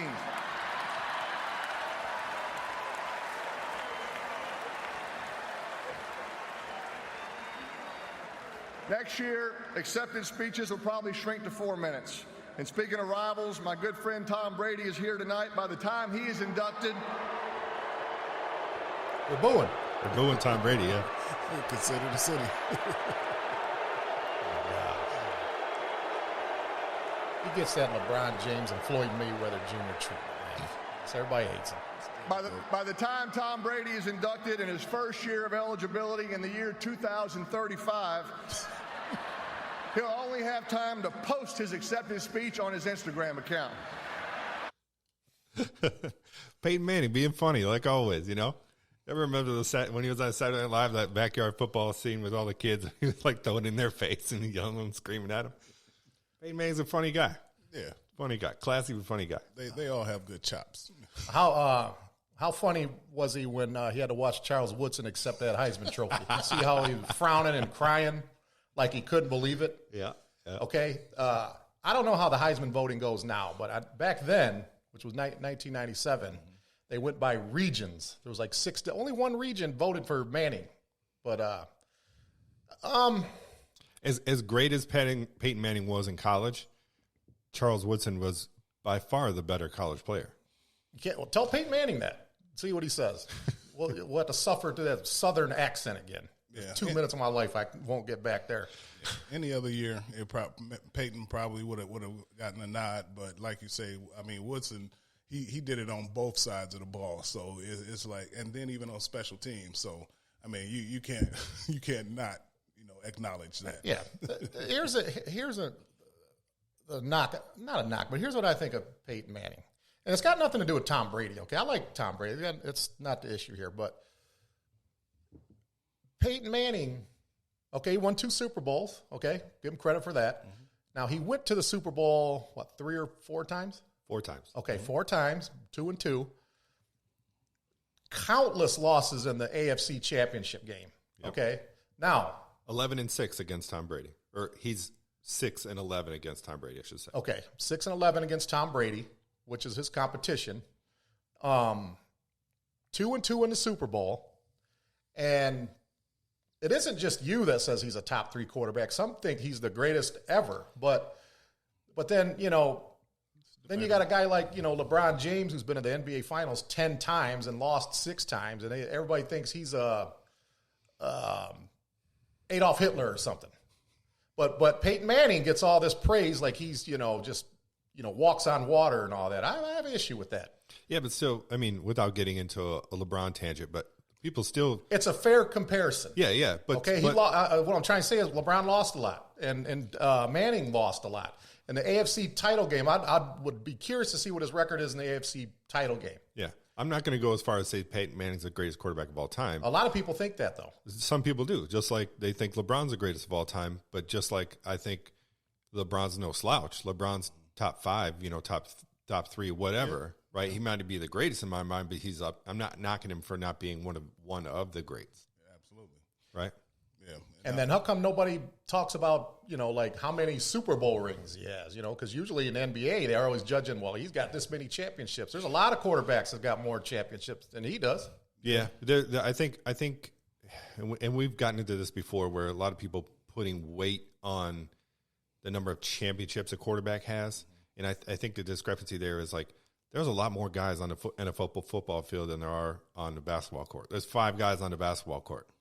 One guy can more greatly affect a basketball game than one guy can affect a football game with 22 players on the field. Yeah. You know what I mean? Now with 3 phases of the game. I don't think it's a lot of quarterbacks that have more championships than him, because when you think about it, if you go to a Super Bowl 4 times in your career as a quarterback and think about the countless other quarterbacks, I mean, it was 32 teams. Was he in there when it was 28? Well, anyway, as many teams as it is in the NFL, you're going to have 2 teams in the Super Bowl every year, which means there are countless other quarterbacks who didn't make it that year.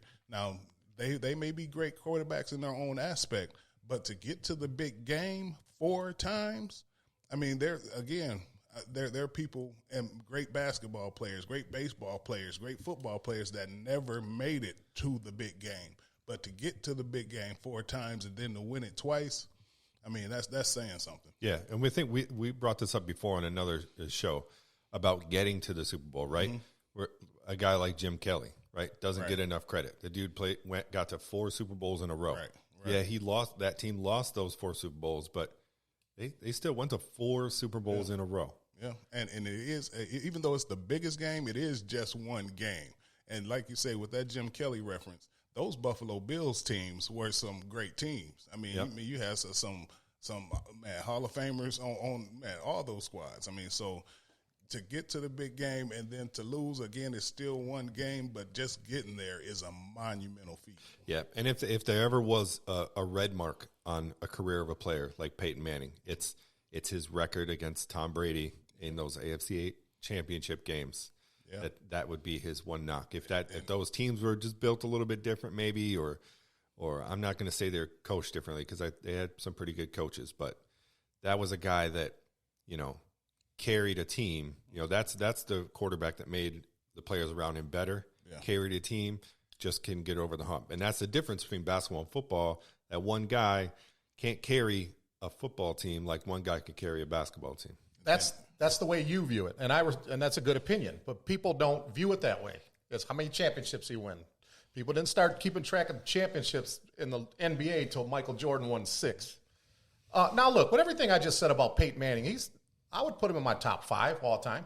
Well, in my lifetime. I can't say of all time. Yeah. Because I wasn't around in the 50s. In my lifetime, I'd be top 5. I mean, and you also have to consider, and a lot of times we don't even consider this factor or whatnot, but when it comes to certain people winning championships, Super Bowls, or even when you break it down to individual games, you have to also consider the head coach, the offensive coordinator, the defensive coordinator.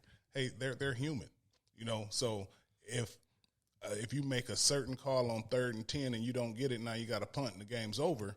I mean, that's the difference between a Super Bowl championship, a playoff berth, that one actual game that might get you over the hump or whatnot.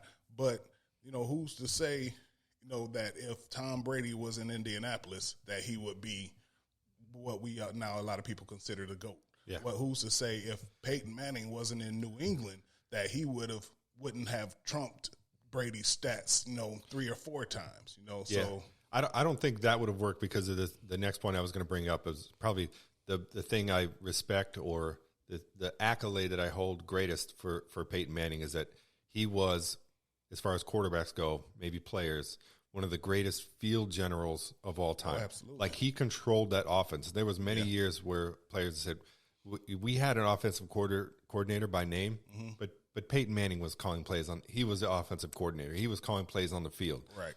I don't think that would have meshed well with Bill Belichick. He wouldn't be able to do that with Bill Belichick.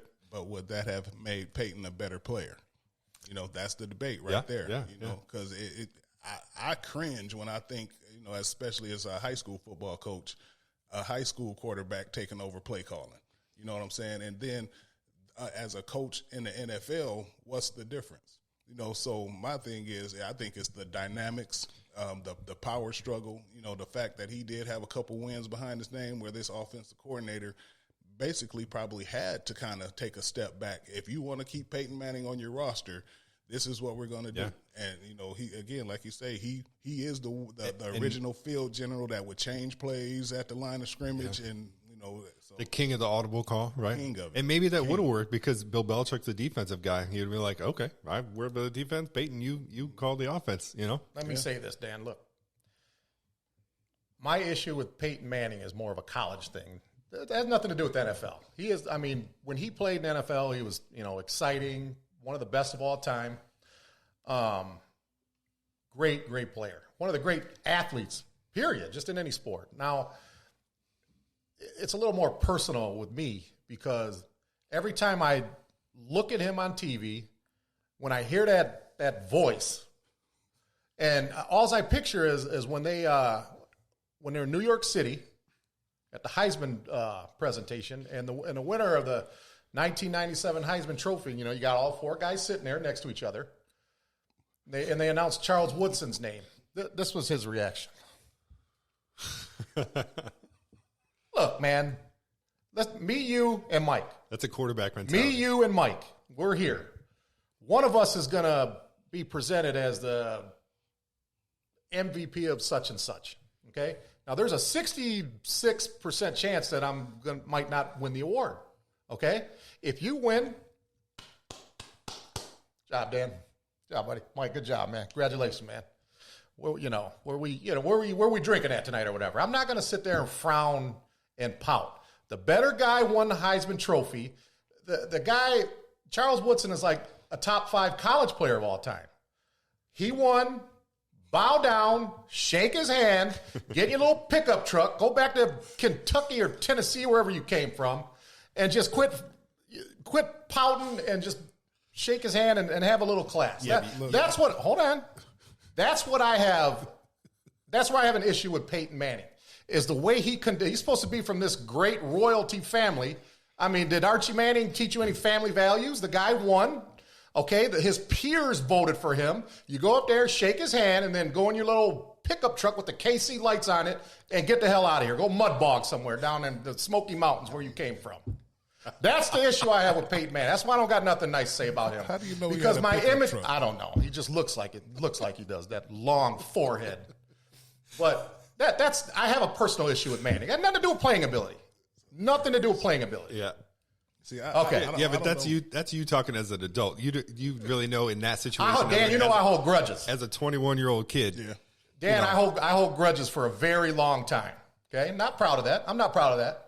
But no, that's the way I view Peyton Manning. Like Dan is saying, as a 21-year-old kid, and admittedly, even me now, I do not have a good poker face. So if Dan was sitting there and he had the best defensive lineman in Central History trophy, and it came down to you and I'm going to just say, I'm going to have some stuff to say if I didn't get it. You know, it is what it is. You know what I'm saying? So, I mean, I understand, but again, everybody doesn't have a good poker face. And like Dan said, when you're thinking about a 21-year-old kid who has been trained by Archie, been told by everybody that you're the greatest quarterback that the earth has ever seen, and then to have to take second place to a defensive player. Right. I mean, and not to mention the expectation is there because until that point, the defensive player hadn't won it, right? Absolutely. Right? So you're like, oh, nobody's going to Yeah, get it to a defensive player, right? Yeah, Look, it's good. You got here. You're sitting next to The me. Heisman Trophy is one of the trophies that you can't complain or whine or cry if you lose because your peers are voting for you. Okay? A majority of them felt Woodson was the best. He won the trophy. Shake his hand. Put a little smile on your face. You are an entertainer. You're presenting yourself in the public. Then when you leave, then you say, I can't believe I lost to that sorry motherfucker. Yeah, say something like that when you leave. But at the same time, he's a 21-year-old kid, right? I've never seen any other 21-yearld kid do that. When they lose, no. What's the clip of the coach? Hold a 15-year-old grudge for a kid having a 21-year-old having a momentary lapse of judgment and non-poker face, right? Like, what's the clip where the coach was defending his player? Like, I'm a man. I'm 40. You know what I'm saying? was that Mike Gundy from Oklahoma State? I think. Was it? I think so. Yeah, I'm a man, goddammit. Thank you. They were ripping his quarterback, because he did something towards the end of the game, made a mistake, cost him the game or whatnot. And he was like, you guys, you're talking to him and he's just a young kid. I'm a man. I'm 40. Talk to me like that, So, I mean, hey. Look, I come from an area. When I lose, when they win and they were better, give them some love, shake their hand, little fist pump, That's how we do it where I come from. Maybe that's not how it is where he came from. We were coached well. You're right. We were coached well. Yep. Okay. Enough of him. Peyton Manning. Speaking of that, you said there's 4 guys, right? Who was the 4th guy? Because it was Peyton Manning, Charles Woodson, Ryan Leaf. Randy Moss. Was it Randy Moss? Yeah, that's Moss. right. It was Randy Moss. He had the dreads. Okay. He had the Serena Williams dreads. He had the little marbles at the bottom. He had the nicest suit on, too. All right. Yeah. He knows how to dress. So Randy Moss knows how to wear a suit. Yeah. So speaking of that, Heisman. Sound like you now, complimenting him. Heisman class. Same Heisman class, same Hall of Fame class. Save the best for last here, and we'll talk about the great Charles Woodson. Like we said, only defensive player to ever win the Heisman Trophy. 1997 national champion with Michigan. Played 11 seasons with the Raiders. 7 with the Green Bay Packers. Yeah. All right. Charles Woodson. Just, Mike, talk about Charles Woodson. Oh, man. Honestly, I can't talk about Charles Woodson without bringing up Dre Weathers. And, again, we were hoping he was going to be here today. But that tandem in Michigan, and especially the year that they won the Rose Bowl, I mean, that team was, just on something different. And a lot of the teams, they would try to go away from Woodson, but then they had to deal with Dre. And Dre stepped up every single time. But then when Woodson had to make a play, it was just like a no-brainer. It was like a Deion Sanders, like prime time in college. And then for him to be able to not only do it on defense, but then have the athleticism, the stamina, the mental know-how to get on special teams, run back kickoffs, punts, whatever it is, then go get on offense, playing that slot or wide receiver or wherever the heck they had him. I mean, the classic battles with, Boston? David Boston, yeah. Oh, my goodness. I mean, Woodson, and then I have to even speak from my own experience, from playing against the guys when I was at Illinois. I mean, he always did it at a supreme level. I mean, and just in his preparation, his execution. I mean, he was a player's player, you know what I'm saying? So the team rallied around him. So, and it was like, it was infectious. And again, just hearing like some of the stories that Dre would just tell us about him in the locker room and the leadership and the way that he would take command. I mean, every coach wants a Woodson, and not even for the athletic part about it, but for the leadership part about it, just to have somebody like that in the locker room, rallying the troops. The guys, can trust him, depend on him. And the thing about it is, when you're getting ready to get on the field, as you look around, you don't want to see guys with the wide eyes and when they smell the peanuts and popcorn and now everything kind of locks up. You want guys like Woodson, who's loose, who's getting you hype, who's ready to go, letting you know, making you feel more confident. So, again, I mean, even more so than just the athleticism, a leader on the field, leader off the field, hats off to the guy. Class act. Absolutely. Yeah. Like Mike said, man, he's really like a coach's dream. He's obviously athletically skilled, obviously. That goes without saying. But you got a kid who's going to stay out of trouble.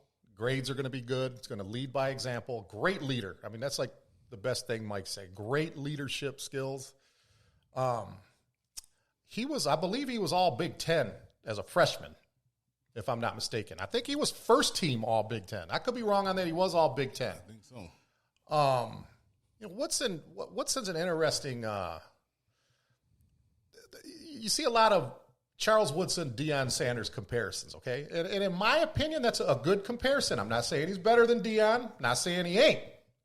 But you get some of these college football marks on these other forums, and they think that's like a ridiculous comparison. Oh, Deion's this and that. And I don't have a problem with if someone thought Deion was better, or they would take Deion. I would personally take Charles Woodson. If I sound like a homer, that's okay, because he's the only NFL player in history that's a part of the 50-20 club. That's 50 INTs and 20 sacks. Yep. Only player ever. What you get out of Woodson, you get professionalism every week, week in and week out for 17, 18 years. He's going to leave it all on the field. I don't know how many times he made the Pro Bowl. Probably didn't make the Pro Bowl, maybe once or twice. Just a classy guy, man. And if the Hall of Fame was based on, let's say, because like in every sport, they probably induct, 8 or 9 guys every year in every sport. If the Hall of Fame was just for the elite of the elite players, let's say the Major League Baseball Hall of Fame only had 40 players on it today. And the NFL, Charles Woodson would still be a first ballot Hall of Famer. He's like he didn't win as many championships as Kobe Bryant. Kind of like a Kobe Bryant type, or in terms of everything that Mike mentioned with the professionalism and leading. So there's in a long time, probably in the last 10 or 20 years, there's not a player more deserving to be in the Hall of Fame, in my opinion, than Chuck. 9 Pro Bowls. 9 Pro Bowls? 9-time Pro Bowler, yep. Okay. That's saying a lot, because you always get those young guys coming in, and every year, even with like the workouts, the bigger, faster, stronger, some guys are coming in running 4.2s, 4.19s, and this, that, and the other. But to be a veteran and still a Pro Bowler after 9s, man, that's just saying a lot. And then like with the Deion comparisons. They both, Deion could line up at slot. Deion could line up at wide receiver. And obviously he could line up at corner. But it scares me to even think about even seeing Deion in a stance at safety. I just can't see it, And then, I'm not sure if he can hit coming downhill like Woodson could. So, again, that's where I think the separation comes in. And I honestly – I don't even have an opinion who's better. They're both great in their own right. So I'm not saying Woodson is better or Deion's better, but I would not want to see Deion in a safety stance. Woodson played just as well as safety as he did at corner, right? Absolutely. You don't think about Woodson being a hard tackler or a hard hitter, but he's a great tackler. Absolutely. Right? He's one of those corners that wasn't afraid to step up and tackle the running back, wasn't Wasn't doing the ole like some corners do, like, I'm going to try to arm tackle you. He was in there and he was making the tackle. Central, we call that titty bumping. Titty bumping. Dre used to call it turn downs. and the thing about it is, in the several years I coached football in Flint with Dre and Frey Jackson. And, every now and then I'd be able to catch a glance and look over there and see some of the drills that Dre would have the DBs and the corners and safeties going through. And so, I just, can't help but to think, man, these are some of the drills that him and Wood were going through. And honestly, I've never seen, in like coaching some of those drills, especially like the way he would have them flipping their hips when they're, stalking the ball, just the mechanics and the things that, somebody like Dre and that they were being taught at that level at Michigan. I'm not even sure who their DB coach was at that time, but you could tell they had some superior coaching, some superior technique, and it paid off, tremendously for both of them. So Yeah, Charles Woodson, 1998 Defensive Rookie of the Year, 2009 NFL Defensive Player of the Year, 4-time first-team All-Pro, 2-time NFL interception leader, 2000s All-Decade Team. The guy was just great. Yeah. And we talk about, the Heisman Trophy. Like, if Charles Woodson just plays defense, he probably doesn't win the Heisman Trophy. I agree. He's probably there. He's probably sitting there, but probably doesn't win. But it was his versatility, his athleticism that led him to the Heisman Trophy, being able to play defense, special teams, wide receiver. It was just all over the field. Just a dynamic player. Well, it helps. It helps when it was the Penn State game when he caught that reception and took it to the house. It helps when you have a play like that where you can see it. I'm saying that, that can propel you to a Heisman because you're going to see it on the highlight reels every week. Yeah. That's why I was hoping Jabril Peppers would intercept one and just take one to the house so somebody could see that on the highlight reels every week. But no, Woodson, though, damn, I lost my train of thought. I was getting ready to say something about Woodson. Oh, I was going to talk about the 97 Huskers and Michigan team for a minute. Because we can't go without talking about that for a quick minute here. Woodson and Dre would have locked down that Nebraska trio, in my opinion, okay? Now, I don't know. I don't know that to be fact. It's just my opinion. Now, and I never underestimate Tom Osborne, okay? His credentials speak for themselves. Absolutely. But I would say this to like any Nebraska guy that's hearing me talk about Charles Woodson. I would say we're never going to know who would have won that game. However, we did have two common opponents that year, which was Baylor and Colorado. You look at what Nebraska did to those two teams, and then you look at what we did to them. Then talk to me. We shut one of them out. Done with that discussion with that Nebraska. Yeah. Now, I'm talking about 97 only. Nebraska had good teams before that too, but yeah. And that Missouri game Nebraska had where the guy kicked the ball at the end of the game, did a cartwheel, jumped in the stands. Which was illegal, by the way. Which was illegal. We didn't have no games. We didn't have no games like that. Lost that game. We didn't have no games like that. What? And then they said, well, they only beat Washington State by 5 points in the Rose Bowl. Washington State's in the fucking Rose Bowl, man. Yeah.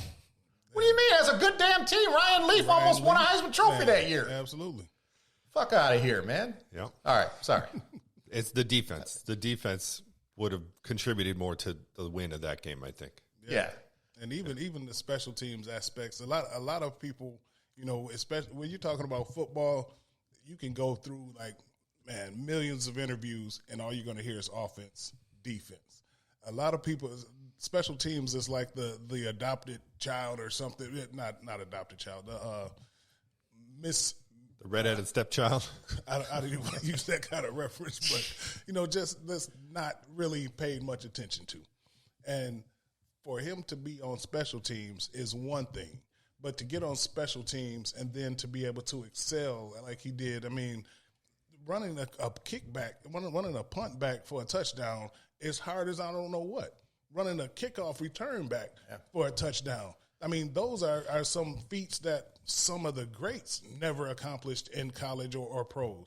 But he did it in college, man, on every side of the ball, whether it was offense, defense, special teams. He scored in all phases, and I just don't think people really understand and give him credit for that. And excuse me, I am a special teams coach, so I love special teams. You know, Coach Greg McMahon was our special teams coach when I was at Illinois. He was with Peyton in New Orleans for several years. He might still be there.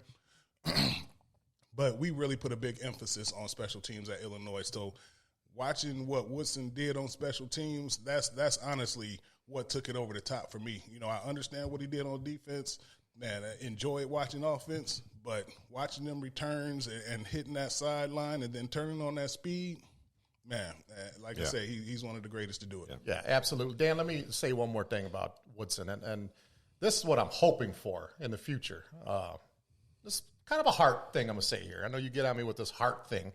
It's a heart thing I'm going to say now. I'm hoping that Heisman trophies, like when Archie Griffin, won the back-to-back Heismans, and he's the only one to do that. And it's pretty clear that I don't think that they'll ever let another person win a second Heisman, I think that's pretty sacred for Archie Griffin. I'm hoping that that's the same for a defensive player winning a Heisman. Hopefully that's a sacred once-in-a-lifetime thing, that a defensive player would win the Heisman Trophy in college football. And I hope Woodson is the only one that holds that distinction, like the way Archie for the back-to-back Heismans. Yeah. I'm hoping. Yeah, it'll be pretty difficult. It'll be pretty difficult for someone else to do that. It's one of those things that I don't ever see being touched. Yeah. But especially nowadays where the college game has changed. And all aspects, either basketball and football. The talent is so spread out nowadays. I mean, a top team can get beat by,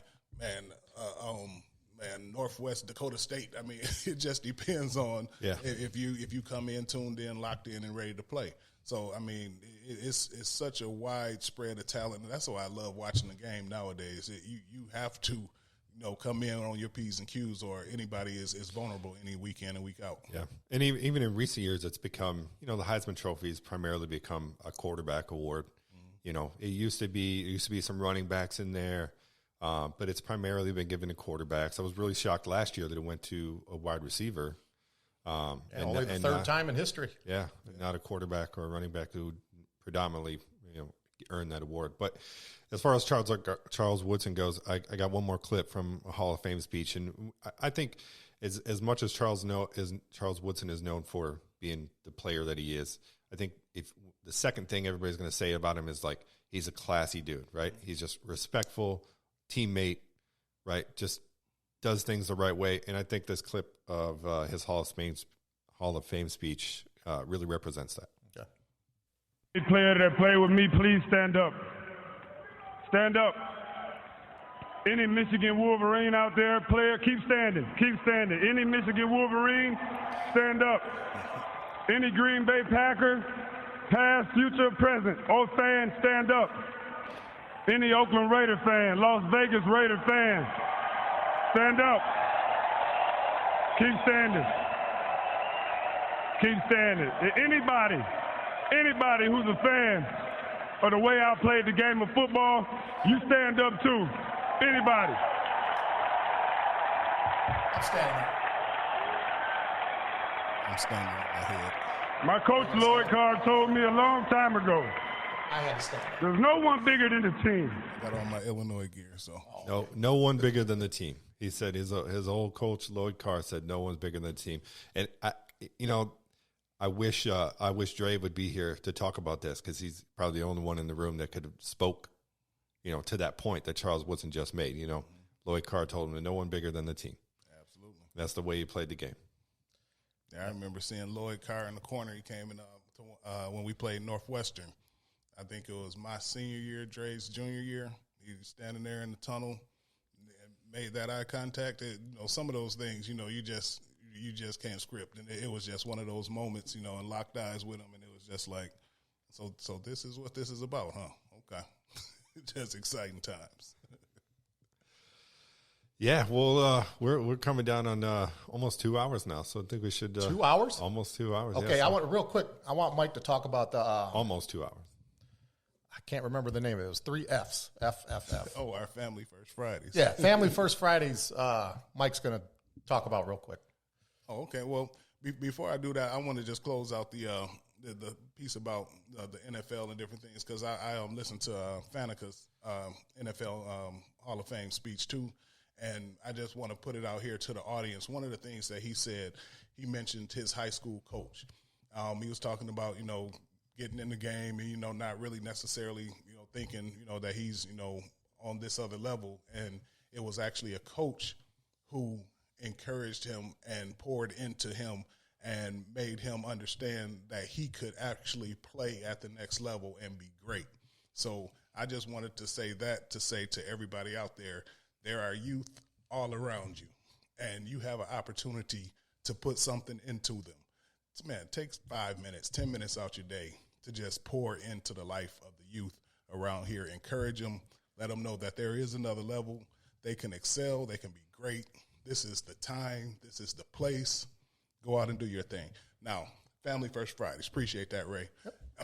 As you know, I guess everybody doesn't know, I work at Flint Culture Center Academy, and what we're doing in partnership, man, with a great list of people. Let me just go ahead and name this off real quick. We're going to be working with the Mark Ingram Foundation, all the institutions within the Cultural Center. So that's the Flint Institute of Arts, Flint Institute of Music, Applewood, Sloan Longway.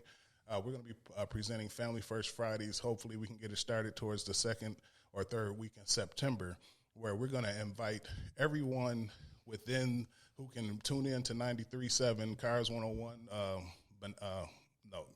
Cars 108, Banana 101, something like that. I apologize. But if you hear the radio broadcast, we want you guys to come out to the Cultural Center. We're going to have all kind of events for parents and students to participate in together.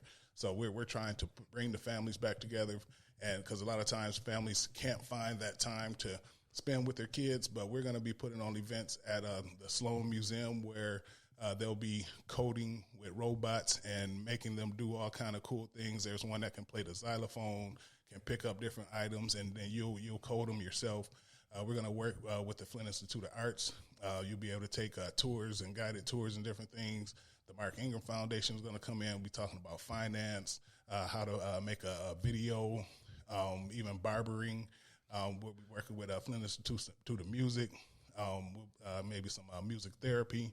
And we're going to have all kind of classes going on at Flint's Cultural Center Academy for parents and students to participate in together. So it's just going to be a whole bunch of things for you to do with your kids. We're going to have everything where you have to register on Eventbrite. So, just be looking for that information as it come out, because seating will be limited. But for the foreseeable future, on Fridays, think about the Cultural Center, think about your family. Let's get everybody together. Come on out. It's going to be a great time. We're going to have food. The trucks from 93.7 and 101 and 108 will be there giving out CDs and tickets and different things. We'll have, like I say, food, candy, and just a great time for, like I say, the Shiawassee, Genesee County, the whole area. Okay. That's great, man. I really appreciate guys like Mike and guys like Stacy Winchester and Fred Jackson and Andre Weathers, and there's a lot of people I could name. Really appreciate what those guys do, night in and night out, to make their community better, man. I really appreciate all that. Yeah, I was going to say that myself after you made that point about having coaches and giving back to the community. It's good that the city of Flint has guys like yourself and Andre Weathers and Fred Jackson that are now into coaching, giving back to the youth and creating the youth athletics in the city of Flint. Yeah, absolutely. And we got it honest. A lot of us were coached by the same coaches. So like Cliff Turner, Dick Hafner, Gooch, Ufinger, Hollick, Paraskis. I mean, those are some of the gentlemen that made us who we are. And there's, the ones that are around are still active in the community, still being leaders. So, we have to do our part because we were taught better, So, I appreciate working with the guys that I'm working with. And I appreciate the guys that taught us how to do it and show us how to do it with character, man, day in, day out. So my hat's off to all the gentlemen that poured into the lives of us young people from Flint, Ray included, when we were coming up and, didn't know anything about anything, but they took time out of their day. And I understand it now more that I have my own family. So I understand the sacrifice that coaches make. I mean, year in and year out, just to make this, honestly, a better world. So hats off. Awesome. That definitely gets some applause. Definitely. All right. Is that going to conclude today? Yeah, we should wrap it up. Yeah.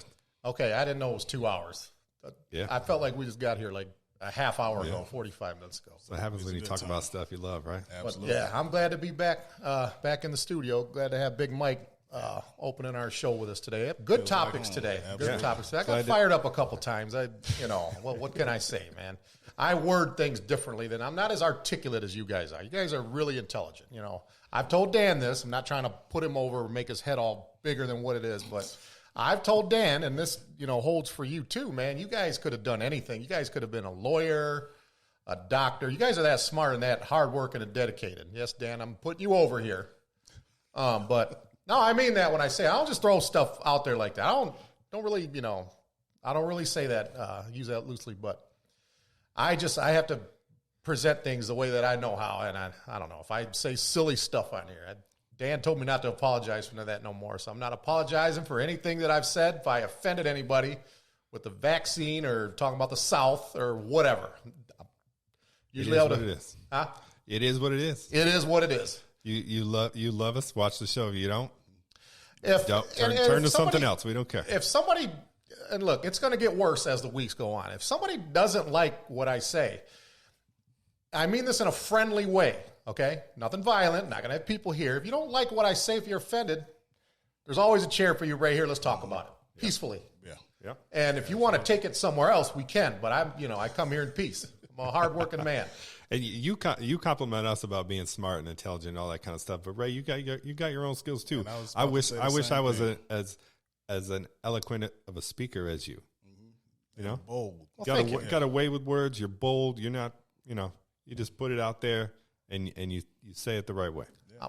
And Ray is one of those guys too. It's like once you're in, you're in. You know what I'm saying? And he could care less whether you agree with him or disagree with him. He loves the debate. He loves to chop it up. He loves the different opinions. And, Ray is the type of guy, if you're right, you're right. If he can see both sides of the ball. So, I mean, man, you the man, Ray. You're infectious, your personality, me and your family, you already know. I love working with your sister over at DTM and everything and all the great things that she's doing with the students over there. And she has a great community school director over there as well, Jason Rogers. So they're doing some awesome things in the community. So, I mean, and you're doing your thing too. So, I mean, it's a family thing for you too, man. So, man, hats off to you as well, Thank bro. you. I appreciate you saying that about my sister, Angela Ascencio Midland, man. Really appreciate that. I just hope that hope my dad's proud of both of us. I'm sure he is. I'm sure he is. Yep. Okay, well, so we're gonna get out of here. We're making some improvements around here at D Suite Nation. As you notice, we're not in a bar anymore, right? We got our own place. Thanks to Jerry from Sharky Sports Bar and Grill for giving us this little office space, a studio. Great mozzarella sticks at right? Sharky's. So, great and fajita wraps. So some big changes coming. We're making some improvements slowly but surely. A lot of changes to come. You'll see in the next couple of weeks. Yep. We just ask if you like the show, hit us up on YouTube, subscribe, share it, blast us out there. Get us to everyone you know, and good things are coming. Yeah, we're back. We took a little break, but we're back. If you don't like the show, then tell an enemy. Right? Good way to put it. I do want to say thanks, though, to all the people that let us use their venue. Mike let us use the Flint Cultural Center Academy for the U-Finger contest. Got Heath Hoffman from Deco Deli, Gio from Daisy Dukes, the Davison Hotel, which you took care of that one. And all the other places, Luigi's, Tom Bobian let us use Luigi's. Yeah. So Sharky Sports Bar. Sharky's, Jerry let us use that. And I got to shout out my main man, Eric Liskey, for allowing us to up in Flint Culture Center Academy. He's the CEO there. And just real quick about Liskey, it's great working with the guy who can not only see your vision, but does everything that he can do in his power to help you execute it. I mean, the city of Flint and the students in Flint, well, actually, we're borderless, so the students that are actually able to come to Flint Culture Center Academy are in a great position, and they're lucky to have him at the helm. So, mad shout out to Mr. Liskey. Yep. Thanks, Mr. Liskey, for letting us use that studio a couple years ago. Cloud Roadhouse, one we forgot. We did do an episode of Cloud Roadhouse. Yep, Cloud Roadhouse. You didn't pay for Steve's drink when he left, and the waitress got mad at me. Yep. Sounds about right. Yeah. We're not leaving anybody out, are we? Randy Scott let us use the studio. Yes, at Randy Scott, Davidson High School. DTV. Forgot Yep. about that. Yes, thank you. And then all the Zoom thing was fun. I had fun doing the Zoom thing, but yeah, it's all been fun, man. All been fun. Yeah, like we said, took a little break, but we're back, and we're back at it now. We're not going anywhere. Hopefully Dan don't quit on us again. No, I'm kidding. No comment on that. I got no room to talk. Look at the hissy fit I had a couple months ago. Fuck this shit. I'm done with this. Motherfuckers ain't showing up, man. Fuck it. Hey, it's a wonderful environment around here. But we're back. We're back. If you want to support us, like I said, subscribe, like us, watch us on YouTube, spread us around, hit us up if you want to contribute in any way.